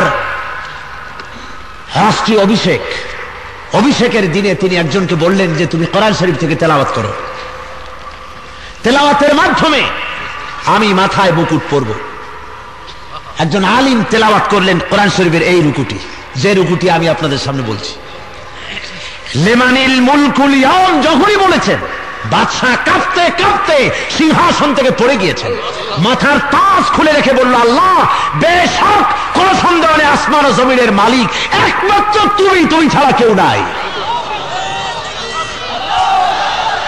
ভাইরা আমার, আল্লাহ রাব্বুল আলামিন সেদিন বলবেন লিমানিল মুলকুল ইয়াউম, কার রাজত্ব আজ, আধিপত্য কার, বাদশাহী কার? সমগ্র বিশ্বলোক হঠাৎ করে বলবে লিল্লাহিল ওয়াহিদিল কাহ্হার, একমাত্র আজকের রাজত্ব ওয়াহিদুল কাহ্হার, পরাক্রমশালী আল্লাহ রাব্বুল আলামিনের রাজত্ব। জোরে বলেন সুবহানাল্লাহ। স্বৈরাচার, ডিক্টেটর, জালিম, দুনিয়ার উপরে যারা মাতবাড়ি করে, কয়দিন করবা মাতবাড়ি? রাজত্ব তো আসলে আল্লাহর। আসলে কার? একটু সময় দিয়ে আল্লাহ দেখেন, একটু ফাঁক দিয়া দেখেন, দেখি কদ্দূর পারো, তারপরে আল্লাহ অ্যাকশন নেন। তারপরে কি করেন? অ্যাকশন। সুতরাং আল্লাহ রাব্বুল আলামিন সেই কিয়ামতের ময়দানে বলবেন, আজকের একমাত্র রাজত্ব আমার। কি হবে আজ? আল্লাহ রাব্বুল আলামিন বলেন, আল ইয়াউমা তুজজা কুল্লু নাফসিন বিমা কাসাবাত লা যুলমাল ইয়াউম ইন্নাল্লাহা সারিউল হিসাব। আল্লাহ রাব্বুল আলামিন বলেন, আজ প্রত্যেক প্রাণীর কর্মফল দেওয়া হবে, যা তারা কামাই করেছিল তারা প্রতিফল আজ দেওয়া হবে। লা যুলমাল ইয়াউম, আজকের দিনে কারো উপরে অত্যাচার করা হবে না। ইন্নাল্লাহা সারিউল হিসাব, আর আল্লাহর হিসাব হবে অত্যন্ত ক্ষিপ্র। জোরে বলেন সুবহানাল্লাহ। আজকের দিনে আল ইয়াউমা তুজজা কুল্লু নাফসিন বিমা কাসাবাত, দুনিয়ায় যা কামাই করেছো, যা করেছো, আজকে তার প্রতিফল দেওয়া হবে। লা যুলমাল ইয়াউম, আজকে কারো উপরে কোনো জুলুম হবে না। অর্থাৎ ভালো কাজ করেছে অথচ তার প্রতিফল যা পাও না তার চাইতে কম পাইল অথবা বেশি পাইল, এ ধরনের কোনো কিছুই হবে না। কারো উপরে কোনো জুলুম করা হবে না। ইন্নাল্লাহা সারিউল হিসাব, আর আল্লাহ রাব্বুল আলামিনের বিচার হবে অত্যন্ত ক্ষিপ্র, খুবই দ্রুত গতিতে হিসাব হয়ে যাবে। তার মানে হলো আল্লাহ রাব্বুল আলামিন তার শক্তি, তার বিচারের শক্তি, আল্লাহর সত্তা এমনই যে দুনিয়ায় কাউকে রিজেক্ট দিতে গিয়ে, কারো ফরিয়াদ শুনতে গিয়ে আর অগণিত মানুষের ফরিয়াদ তিনি শুনতে পান না, এমন নয়। এমন নাকি? আপনি আমি এই মাহফিলে ফরিয়াদ করতেছি, এই দিকে সবটাই শুনতে পান। জোরে কান সুবহানাল্লাহ। কিয়ামতের দিন এমনটি হবে না, একটা বিচারের শুনানি শুনতে শুনতে বা 10টা শুনতে শুনতে কাহিল হয়ে পড়েছেন, আর শুনতে পারবেন না। অথবা একটা শুনে তিনি আর একটা শুনবার জন্য ধৈর্য হারিয়ে ফেলেছেন, এমন নয়, বরং সবগুলি তিনি শুনতে পারবেন। আরেকটি কথা হলো, এই দুনিয়ায় কোনো বিচার করতে হলে তার সাক্ষ্য লাগে, প্রমাণ লাগে, দলিল লাগে। সেগুলি না পাওয়া গেলে সঠিক প্রমাণ পাওয়া, দলিল, সঠিক বিচার করা যায় না। আল্লাহ রাব্বুল আলামিন কিয়ামতের দিন যখন বিচার করবেন, তিনি তখন এমন বিচারপতি, সাক্ষ্য প্রমাণ তো আছে, আর তারপরে বিচারপতির নলেজে ওই বান্দা সম্পর্কে সবকিছু তার আদালতে রয়ে গেছে, ঠিক না? বিচারপতির কাছে বান্দা কি করেছে, কোথায় ছিল, সব তার জানা আছে না? এর উপরে ভিত্তি করে তিনি বিচার করবেন। আল্লাহ আর বলেন, ওয়ানযিরহুম ইয়াওমাল আজিফাতি ইযিল কুলুবু লাদাল হানাজিরি কাযিমিন। ওয়ানযিরহুম, আর তাদেরকে সতর্ক করো, সাবধান করো। ইয়াউমাল আজিফাতি, যে দিনটি নিকটবর্তী হচ্ছে। ইজিল কুলুবু লাদাল হানাজিরি কাযিমিন, যে যখন তাদের কলব, তাদের কলিজা মুখের কাছে এসে যাবে আর চুপচাপ অত্যন্ত ধৈর্য ধারণ করে গোস্বা হজম করতে থাকবে। সেই কিয়ামতের দিনের সতর্কতা তাদেরকে করো, তাদেরকে বুঝাও। অর্থাৎ কিয়ামত খুবই নিকটবর্তী, এইটা খুব বেশি দূরে নয়, খুব কাছে এসে গেছে। আল্লাহ কোরআন শরীফের অন্যত্র বলেছেন, ইকতারাবা লিন-নাসি হিসাবুহুম ওয়া হুম ফি গাফলাতিন মুরিদুন। মানুষের হিসাবের সময়টা খুবই নিকটবর্তী, কিন্তু মানুষ এর থেকে এরাজ করে গেছে, এর থেকে মুখ ফিরিয়ে গিয়েছে। সে চিন্তাও মনের মধ্যে আনতেছে না, তার যে হিসাব হবে সেই হিসাব সম্পর্কে একদম বেমালুম, সে ভুলে গিয়েছে। দিনটা খুবই নিকটবর্তী এবং সেদিন কলিজা আসবে মুখের কাছে, মানুষের কলিজা আসবে মুখের কাছে। ধৈর্য ধরে তারা সেখানে দাঁড়িয়ে থাকবে, বছরের পর বছর চলে যাবে, মানুষ গোস্বা হজম করতে থাকবে চুপচাপ করে দাঁড়িয়ে থেকে। যেহেতু কোনো উপায় তো নেই, কোনো উপায় নাই রাগ দেখায়। রাগ হবে কেন? তার মানে দাঁড়াতে দাঁড়াতে বছরের পর বছর চলে যাবে। কত বছর? 50,000 বছর হবে। বিচারের দিনটা লম্বা হবে। কত বছর হবে বলুন? 50,000 বছর লম্বা হবে এই দিনটা। আল্লাহ রাব্বুল আলামিন বলেন, মালিজ যালিমিনা মিন হামিমিন ওয়ালা শাফিঈন ইউতা। সেদিন জালিমদের কোনো হামিম মানে বন্ধু পাবে না, তারা সাহায্যকারী পাবে না। হামিম বলা হয় এমন বন্ধুকে যে বন্ধু অন্য বন্ধুকে মারতেছে বলেছে, নিজের জানকে বাজি রেখে তাকে উদ্ধার করতে যায়, তাকে আরবিতে হামিম বলা হয়। এমন কোন বন্ধু পাবে না যে তার উপরে শাস্তি আসবে বলে কেউ দৌড়ে আসবে তাকে বাঁচাবার জন্য।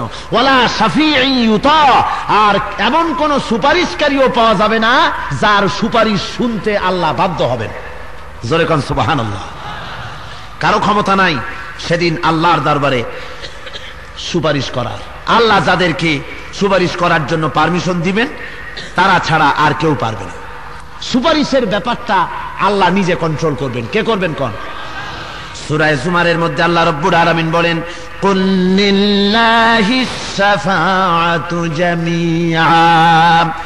সমস্ত শাফাত তো কেবলমাত্র আল্লাহ রাব্বুল আলামিনের জন্য। আল্লাহ নিজে কন্ট্রোল করবেন। সুপারিশ কারো জন্য কেউ করতে পারবে না। হ্যাঁ, আল্লাহ যাকে নির্দেশ করবেন সুপারিশ করার জন্য, আর যার জন্য করবেন কেবলমাত্র সেই, আর কেউ না। আয়াতুল কুরসির ভিতরে আল্লাহ বলেন, লাহু মা ফিস সামাওয়াতি ওয়া মা ফিল আরদ মান যাল্লাযী ইয়াশফাউ ইনদাহু ইল্লা বিইজনি। আসমান এবং জমিন হলো আল্লাহ রাব্বুল আলামিনের জন্য, আর কেউ সুপারিশ করতে পারবে না কারো জন্য আল্লাহ নির্দেশ না পাওয়া পর্যন্ত। মা মিন শাফিঈন ইল্লা মিন বাদি ইজনি। আল্লাহ রাব্বুল আলামিন বলেন, সুপারিশকারী কেউ নাই। আল্লাহ রাব্বুল আলামিন যদি নির্দেশ না দেন তাহলে কেউ কারো সুপারিশ কিয়ামতের দিন করতে পারবে না। অনেকে এই নিয়তে মুরিদ হয় দুই পীরের কাছে যে কিয়ামতের দিন উনি দুই পীরে আমার দুই হাত ধরিয়া, দুই বুজুর্গে দুই হাত ধরিয়া এরকম করে মারিয়ে দেবে, আমি অমনি ভেস্তের বারান্দায় গিয়ে বসবো। বললেন সম্ভব নয়, কেউ করতে পারবে না। নিজেদের দশা কি হবে কিয়ামতের মাঠে সেটাই আল্লাহ ভালো জানেন। কে ভালো জানেন? সুতরাং বাঁচাতে পারবে না কেউ কিয়ামতে। আল্লাহ রাব্বুল আলামিন বলেন, এই লোকগুলি ওই সব বুজুর্গ আর ওই সব দেবদেবীর কাছে দৌড়ায়, তার কারণ কি? وَيَعْبُدُونَ مِن دُونِ اللَّهِ مَا لَا يَضُرُّهُمْ وَلَا يَنفَعُهُمْ وَيَقُولُونَ هَؤُلَاءِ شُفَعَاؤُنَا عِندَ اللَّهِ। আল্লাহ রাব্বুল আলামিন বলেন, এরা এমন সব জিনিসের ইবাদত করে, এমন সব সত্তার গোলামি করে, দাসত্ব করে, যারা নিজেদের উপকার করতে পারে না, তাদের উপকারও করতে পারে না, কারো খারাপও করতে পারে না, ভালোও করতে পারে না। আর ওরা বলে হাউলাই শুফাআউনা ইনদাল্লাহ, কিয়ামতের দিন এরা আমাদেরকে আল্লাহর দরবারে সুপারিশ করবে। আল্লাহ বলেন না, সুপারিশ করতে পারবে না। আল্লাহর হুকুম ব্যতি রেখে কেউ কথা বলতে পর্যন্ত সাহস পাবে না কিয়ামতের মাঠে। মহান আল্লাহ রাব্বুল আলামিন বলেন, ইয়াউমাইযিন লা তানফাউশ শাফাআতু ইল্লা মান আযিনা লাহুর রাহমানু ওয়া রাদিয়া লাহু কওলা। মহান আল্লাহ বলেন সেদিন শাফাত কার্যকর হবে না, অবশ্য স্বয়ং আল্লাহ রাব্বুল আলামিন যাকে পছন্দ করবেন, যার সুপারিশ শুনতে পছন্দ করবেন, সে ছাড়া কেউ সুপারিশ করতে পারবে না। শাফায়াতের ব্যাপারটি সম্পূর্ণ আল্লাহ নিজে কন্ট্রোল করবেন। তার কারণ কি? তার কারণ হলো পীর হোক, ভালো করে শোনেন, পীর হোক, বুজুর্গ হোক, মাওলানা হোক, মুরিদদের অবস্থা কার কি তা তো পীরেরও জানার কথা নয়, নবীরও জানার কথা নয়, ভক্তরও জানার কথা নয়। কে কতটা চুরি করছে, কে কয়টা ডাকাতি করছে, কে কয়টা জেনা করছে, সুতরাং এগুলি তো পীর সাহেবের জানা কথা নয়, বুজুর্গের জানা কথা নয়। কাজী এগুলি যদি পাইকারি দরে সুপারিশের অর্ডার দেওয়া হয় আর সব বুজুর্গরা নিজেদের পাইকারি দরে মুরিদদের যদি সুপারিশ করার জন্য শুরু করে দেয়, তাহলে তো বিচারই হবে না। বিচার হবে? জোরে বলেন হবে?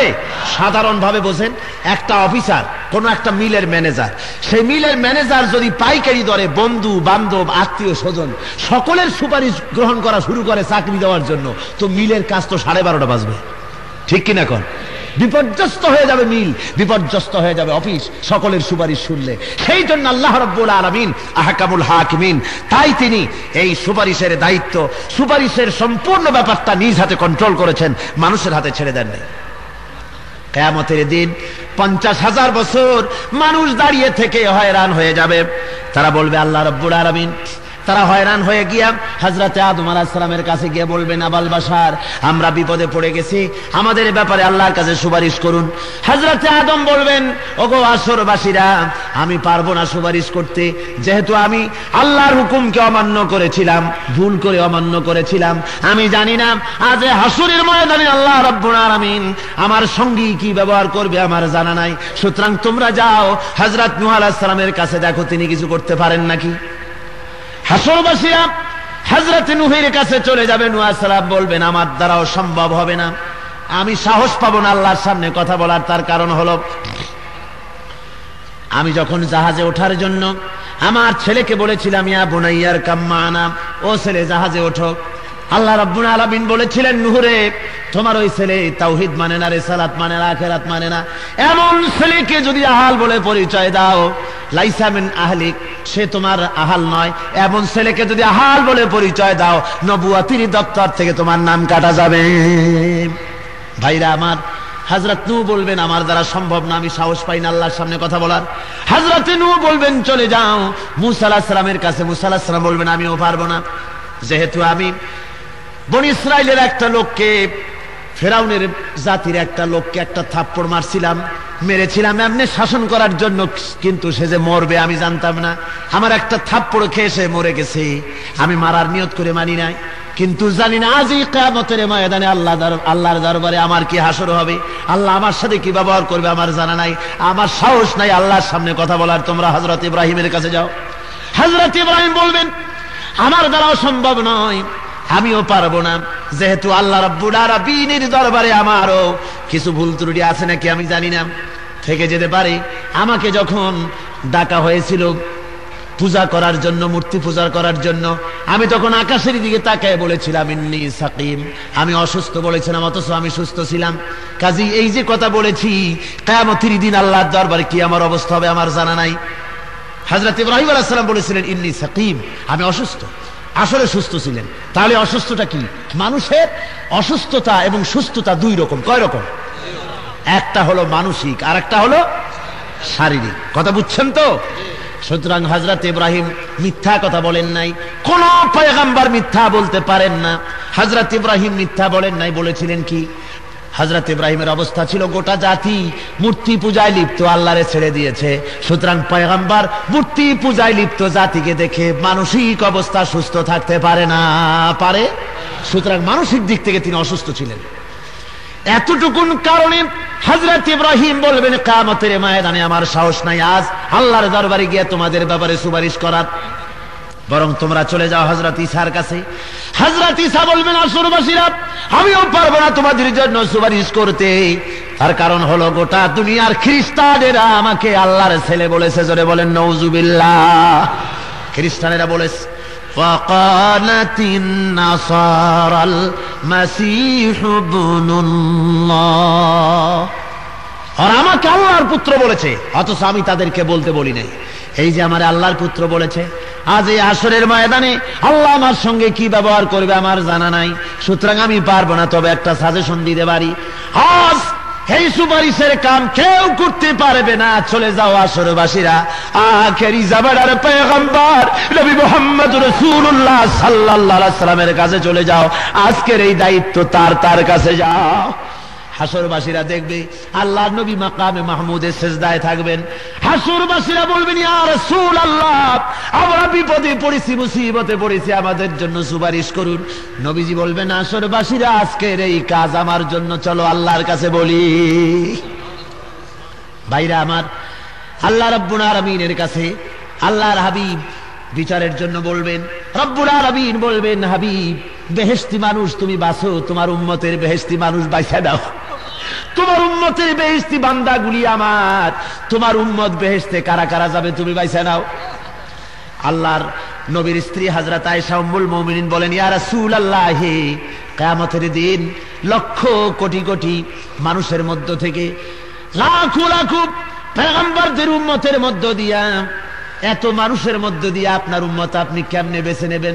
হুজুর বলেন, আয়েশা রে, কোন ঘোড়ার চেহারা যদি থাকে গুররাম মুহাজ্জালিন, কপাল যদি সাদা থাকে, এই কপাল সাদাওয়ালা ঘোড়া যদি হারায় যায়, অন্য ঘোড়ার ভিতরে বলো আয়েশা, ওই সাদা কপালওয়ালা ঘোড়াটারে তালাশ করে সে পাবে কিনা ঠিক মতো?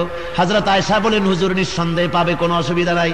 আল্লাহর নবী বলেন, আয়েশা রে, কিয়ামতের ময়দানে লক্ষ কোটি কোটি মানুষের ভিতরে আমার উম্মত আমি তালাশ করে পাবো, আমার বেহেশতি উম্মতগুলি যারা নামাজ পড়েছিল, নামাজের ওযুর কারণে তাদের হাত এবং চেহারাগুলি নূরে ঝকমক করতে থাকবে। ওই দেখে দেখে আমার উম্মত আমি বেহেশতে নিয়ে যাব। ভাইরা আমার, বেঈমান যারা নামাজ পড়ে নাই, আল্লাহর নামাজ আদায় যারা করে নাই, ওরা বলবে, ওরা যখন দেখবে তারা বাদ পড়ে গেল, আল্লাহর নবী তাদের সুপারিশ করে না, ওরা তখন বলবে, নবী আমিও তো আপনার উম্মত, আমারও সুপারিশ করেন। আল্লাহর নবী বলবেন, সোকান লিমান গায়্যারা মিন বাদি, সরে যাও, দূর হয়ে যাও, তুমি আমার উম্মত নও। যদি তুমি আমার উম্মত হতে, তাহলে এই নূরের চমক তোমাদের চেহারায় আমি দেখতাম। ভাইরা আমার, শীতের দিনে কষ্ট করে ফজরের উজু যারা করেন, ইশার উজু যারা করেন, গরমের দিনে উজু করলে, নামাজ পড়লে যে সওয়াব, এই শীতের রাতে ফজরের সময় ল্যাপটাকে হারামটাকে হারাম করে যারা ঠান্ডা পানি দিয়া উজু করে যারা নামাজ পড়তে গেল, কিয়ামতের দিন আল্লাহ রাব্বুল আলামিন ওই উজুর কারণে চেহারায় নূর দিয়া দিবেন, আর ওই নূর দেখে আল্লাহর হাবিব বান্দাগুলিকে ধরে ধরে বেহেশতে পৌঁছায়া দিবেন। এই দুনিয়ায় কোন বুজুর্গ, কোন পীর, কোন আলেম কাউকে সুপারিশ করতে পারবে না যতক্ষণ পর্যন্ত আল্লাহ রাব্বুল আলামিন নির্দেশ না করেন। ভাইরা আমার, এই ব্যাপারে কোরআন শরীফের মধ্যে আরো কথা আছে। আল্লাহ রাব্বুল আলামিন বলেছেন, নবী আপনি আপনার আহলে বাইতদেরকে ডেকে বলে দেন, কুল মা কুনতু বিদআম মিনার রাসূল, আমি কোন নতুন রাসূল নই, আমার আগে আরো অনেক রাসূল এসেছে, আমি জানি না আমার সাথে কিয়ামতে আল্লাহ রাব্বুল আলামিন কি ব্যবহার করবেন, আর আমি এও জানি না যে তোমাদের সাথে আল্লাহ কি ব্যবহার করবেন। এই আয়াত নাজিল হয়ে গেল। হুজুর ডাকলেন, ও ফাতেমা, ও আলী, ও হাসান, হুসাইন, আহলে বাইত সব আসো আমার সামনে। হুজুর আয়াত পড়ে শোনালেন, ও আমার মেয়ে, ও কলিজার টুকরা ফাতেমা, আমার উপরে ভরসা করো না, কিয়ামতের দিন মুহাম্মদ সাল্লাল্লাহু আলাইহি সাল্লামের মেয়ে হিসাবে নাজাতের কোনো ফয়সালা তোমার হবে না। আল্লাহু আকবার, আল্লাহু আকবার। ও হাসান, ও হুসাইন, আমি মুহাম্মদ সাল্লাল্লাহু আলাইহি সাল্লামের নাতি হিসাবে তোমাদের ফয়সালা হবে না। আমলের উপরে নির্ভর করো, আমল তৈরি করো। ভাইরা আমার, হযরতে ফাতেমা রাদিয়াল্লাহু তাআলা আনহা রাসূলের ইন্তেকালের পরে হযরতে ফাতেমা রোগগ্রস্ত হয়ে পড়লেন। হুজুর যখন মরজে মউতে মুবতালা হয়েছিলেন, ইন্তেকাল করবেন যে রাত্রে, হযরত ফাতেমা সকলের চাইতে বেশি করে কাঁদতেছিলেন যে হারে আমার তো আর কেউ রইল না। আল্লাহর নবী হযরতে ফাতেমা কি এত মহব্বত করতেন, কোন দিকে যাওয়ার সময় সকলের শেষে ফাতেমার সঙ্গে দেখা করতেন। কোন জায়গা থেকে আসলে সর্বপ্রথম হযরত ফাতেমার সঙ্গে দেখা করতেন। হুজুর বলতেন, ফাতেমা মা আমার কলিজার টুকরা, যে ব্যক্তি ফাতেমাকে কষ্ট দেয় সেজন্য আমারই কষ্ট দিল। আল্লাহর নবী লক্ষ্য করে দেখলেন মৃত্যুর সময় সকলের চাইতে হযরত ফাতেমা বেকরার হয়ে গেছে, কাঁদতে কাঁদতে পাগলের মতো হয়ে গেছে। আল্লাহর নবী হযরত ফাতেমাকে কাছে ডাকলেন, কানে কানে কি যেন বললেন। হযরত ফাতেমার কান্না বন্ধ হয়ে গেল। হযরত আয়েশা ফাতেমাকে ডেকে বলেন, মা, হুজুর তোমার কানে কি বললো আর তোমার কান্না বন্ধ হয়ে গেল? হযরত ফাতেমা বলে, আব্বা, ও আমার মা, আব্বা জান আমার কানে কানে বললেন, মা তুই কান্দিস না, তোর চোখের পানি আবার সহ্য হয় না, কান্দিস না। আমি মরে গেলে পরে তোরে সুখবর দিয়ে দেই, আমি মরবার পরে আমার সাথে সর্বপ্রথম তোমার সাথে আমার দেখা হয়ে যাবে। আল্লাহর নবীর ইন্তেকালের 6 মাস পরে হযরত ফাতেমার ইন্তেকাল হয়ে গেল। মরজে মউতে মুবতালা হয়ে গেলেন হযরতে মা ফাতেমা। ঘরের মধ্যে মৃত্যুর যন্ত্রণায় ছটফট করেন। হযরত আলীকে ডেকে বলেন, আলী রে, বোধহয় আমার মউত হবে এখনই। ও আলী, আমার যদি মউত হয়ে যায় দিনের বেলায় আমার জানাজা করবা না, দিনের বেলায় বেশি লোককে খবর দিয়া জানাজা দিবা না, যেহেতু আমি পর্দায় ছিলাম সব সময়ের জন্য। আমার গায়ে কাপড় চোপড় জড়াইয়া মানুষের সামনে নিয়ে যদি জানাজা দাও, তাহলে লোকেরা অন্তত পর্দার ভিতরে বুঝতে পারবে নবীর মেয়ে ফাতেমা লম্বা চওড়া এতটা ছিল। কাউকে দেখাবা না, রাতের আধারে কয়েকটা লোক নিয়ে আমার জানাজা করে আবার কবরে দিয়ে দিও। হযরত ফাতেমা ইন্তেকাল করলেন রাতে। হযরতে আলী রাতের বেলায় খবর দিলেন লোকদেরকে, কিছু লোক হলো।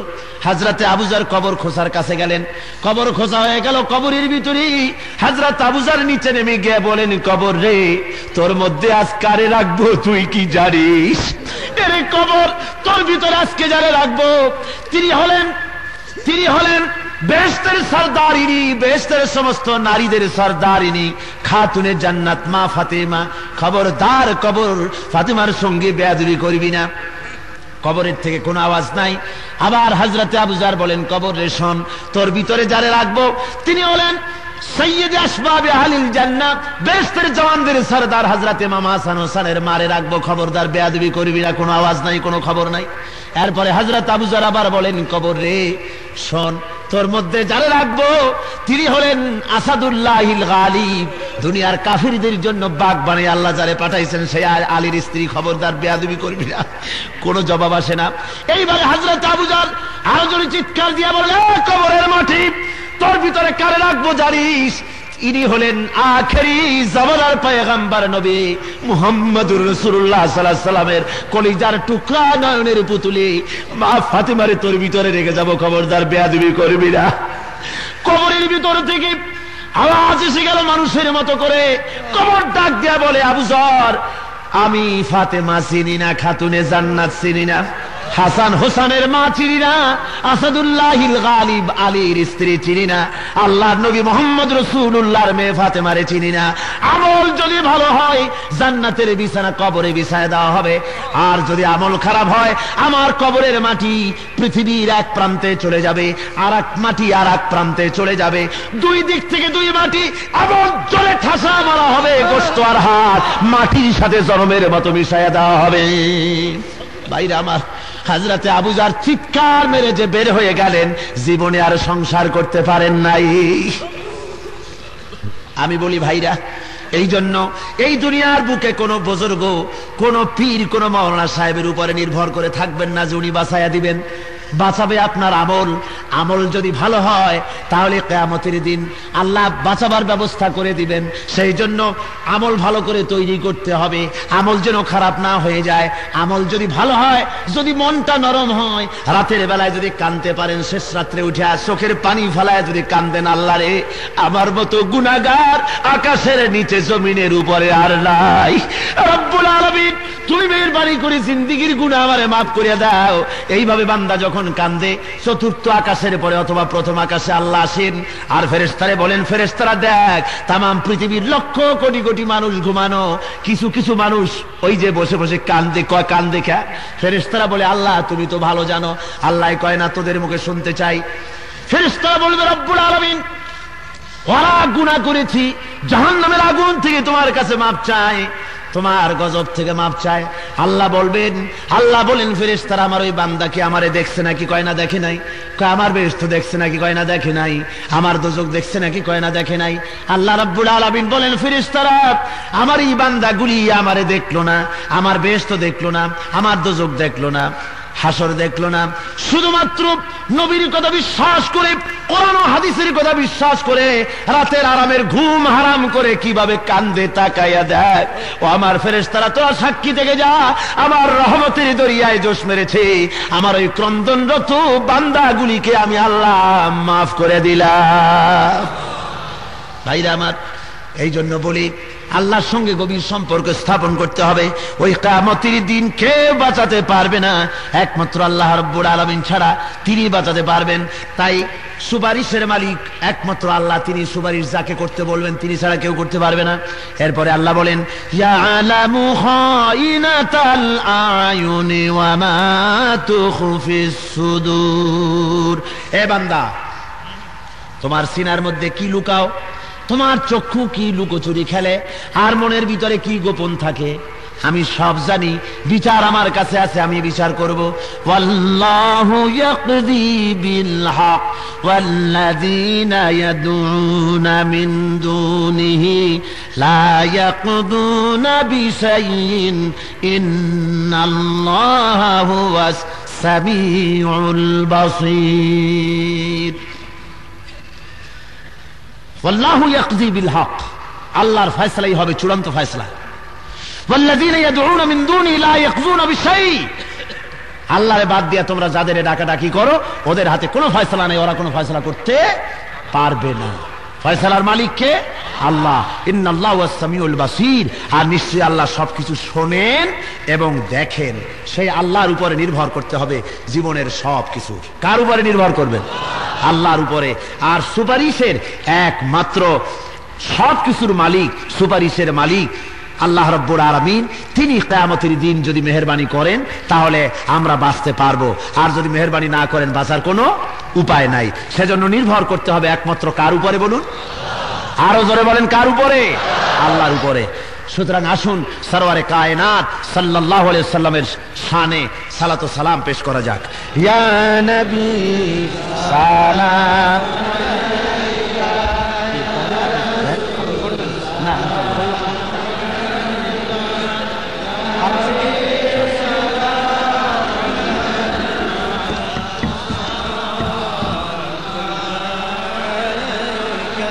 ওই কালকের মতো আবার হাঁটতেছেন, এটা আমি বললাম, মনে রাখবেন। আরো তো 2 দিন আছে। এইভাবে আপনার হুজুরের শানে সালাত ও সালাম হচ্ছে হাঁটা চলা করা বেয়াদবি। জোরে বলেন, এটা কি? তাহলে বেয়াদবি হুজুরের শানে কেন করবেন? খবরদার এই বেয়াদবি করার দুঃসাহস কারো সিনার মধ্যে যেন না হয়।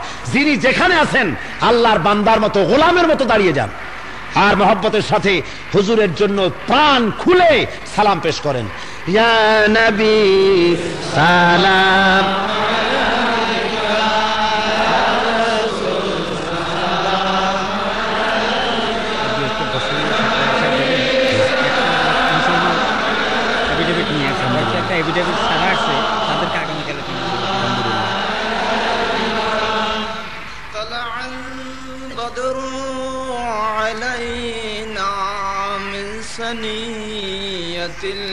الوداع وجب الشكر علينا ما دعا لله داعي يا نبي سلام عليك يا رسول سلام عليك يا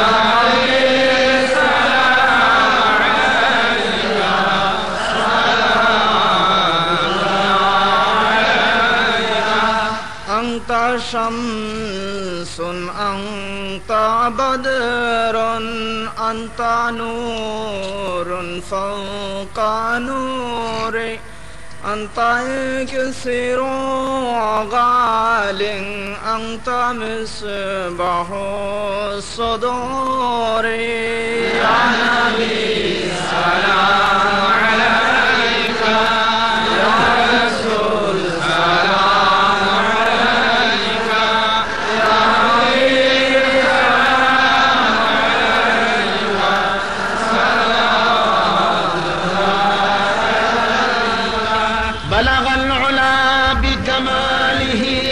كشف الدجى بجماله حسنت جميع خصاله صلوا عليه بلغ العلا بكماله كشف الدجى بجماله حسنت جميع خصاله صلوا عليه সবাই বসেন, কেউ দাঁড়িয়ে থাকবেন না, সবাই বসুন। গুরুত্বপূর্ণ মোনাজাত, কোরআন শরীফের তাফসীরের মোনাজাত, বিশেষ বৈশিষ্ট্যের দাবিদার। সুতরাং সবাই বসেন, মোনাজাতে শরীক হবেন। কোরআন শরীফের সূরা আল মুমিন থেকে আরো একটি রুকু আপনাদের সামনে যৎসামান্য আলোচনা করা গেল, আর আগামীকাল আরো গুরুত্বপূর্ণ পয়েন্ট আপনাদের সামনে আসবে ইনশাআল্লাহুল আজিজ। সেগুলি শোনার জন্য আপনারা দলে দলে আপনাদের ভাই, আত্মীয় স্বজন, আপনাদের ছেলে সকলকে নিয়ে এই মাহফিলে শরীক হয়ে যাবেন কোরআন থেকে জানার জন্য। আল্লাহ সকলকে তৌফিক দিন। একটু পরেই মোনাজাত হবে। মোনাজাতের আগে কয়েকটি ছোট্ট ঘোষণা আছে, ঘোষণাগুলি আপনারা শুনে নেন। তাফসীরুল কোরআন মাহফিলের একটি বৈশিষ্ট্য, একটি রওনক, সেটা হলো এই যে প্রতি বছর আলহামদুলিল্লাহ কোরআন শরীফের তাফসীর শুনে, কোরআন শরীফের আলোচনা শুনে প্রতি বছর 8 জন, 10 জন, 12 জন এভাবে করে ইসলাম কবুল করে অমুসলিমদের ভেতর থেকে। সবাই পড়েন আলহামদুলিল্লাহ, আরো জোরে পড়েন আলহামদুলিল্লাহ। আজকে এক ভাই এসেছে, তার নাম দুলাল চন্দ্র শীল। নতুন নাম কিছু সে পছন্দ করেছে নাকি? ও, সে নিজের নাম পছন্দ করেছে মোহাম্মদ নুরুল ইসলাম। সবাই বলেন আলহামদুলিল্লাহ। আমি এখন তাকে পবিত্র ইসলামে দীক্ষা নেওয়ার জন্য আমি তাকে পড়াচ্ছি। আপনারাও পড়েন সাথে সাথে, পড়েন লা ইলাহা লা ইলাহা ইল্লাল লাহু মুহাম্মাদুর রাসূলুল্লাহ। কোন ইলাহ নাই আল্লাহ ছাড়া, কোন উপাস্য নাই আল্লাহ ছাড়া, মুহাম্মদ সাল্লাল্লাহু আলাইহি ওয়াসাল্লাম আল্লাহর প্রেরিত রাসূল। আশহাদু আন্না আশহাদু আল লা ইলাহা ইল্লাল্লাহু ওয়াহদাহু লা শারীকা লাহু ওয়া আশহাদু আন্না মুহাম্মাদান আবদুহু ওয়া রাসূলুহু। আমি সাক্ষ্য দিতেছি আল্লাহ ছাড়া কোনো ইলাহ নাই, তার কোনো শরীক নাই, অংশীদার নাই। আমি আরো সাক্ষ্য দিচ্ছি মুহাম্মদ সাল্লাল্লাহু আলাইহি ওয়াসাল্লাম আল্লাহর বান্দা এবং প্রেরিত রাসূল। আলহামদুলিল্লাহ, এখন তিনি মুসলমান হয়ে গেলেন। জোরে বলেন আলহামদুলিল্লাহ। সকলকে সালাম দেন, আসসালামু আলাইকুম। উনি সালাম দিয়েছেন, আপনারা বলেন ওয়া আলাইকুম আসসালাম ওয়া রাহমাতুল্লাহি ওয়া বারাকাতুহু বলেন। ইনি এখন মুশরিকি মতবাদ থেকে তাওহীদে প্রবেশ করলেন। আমি আজকের এই লক্ষ লক্ষ জনতার পক্ষ থেকে আমার বুকের সাথে তাকে মিলিয়ে তাওহীদে স্বাগত জানাচ্ছি।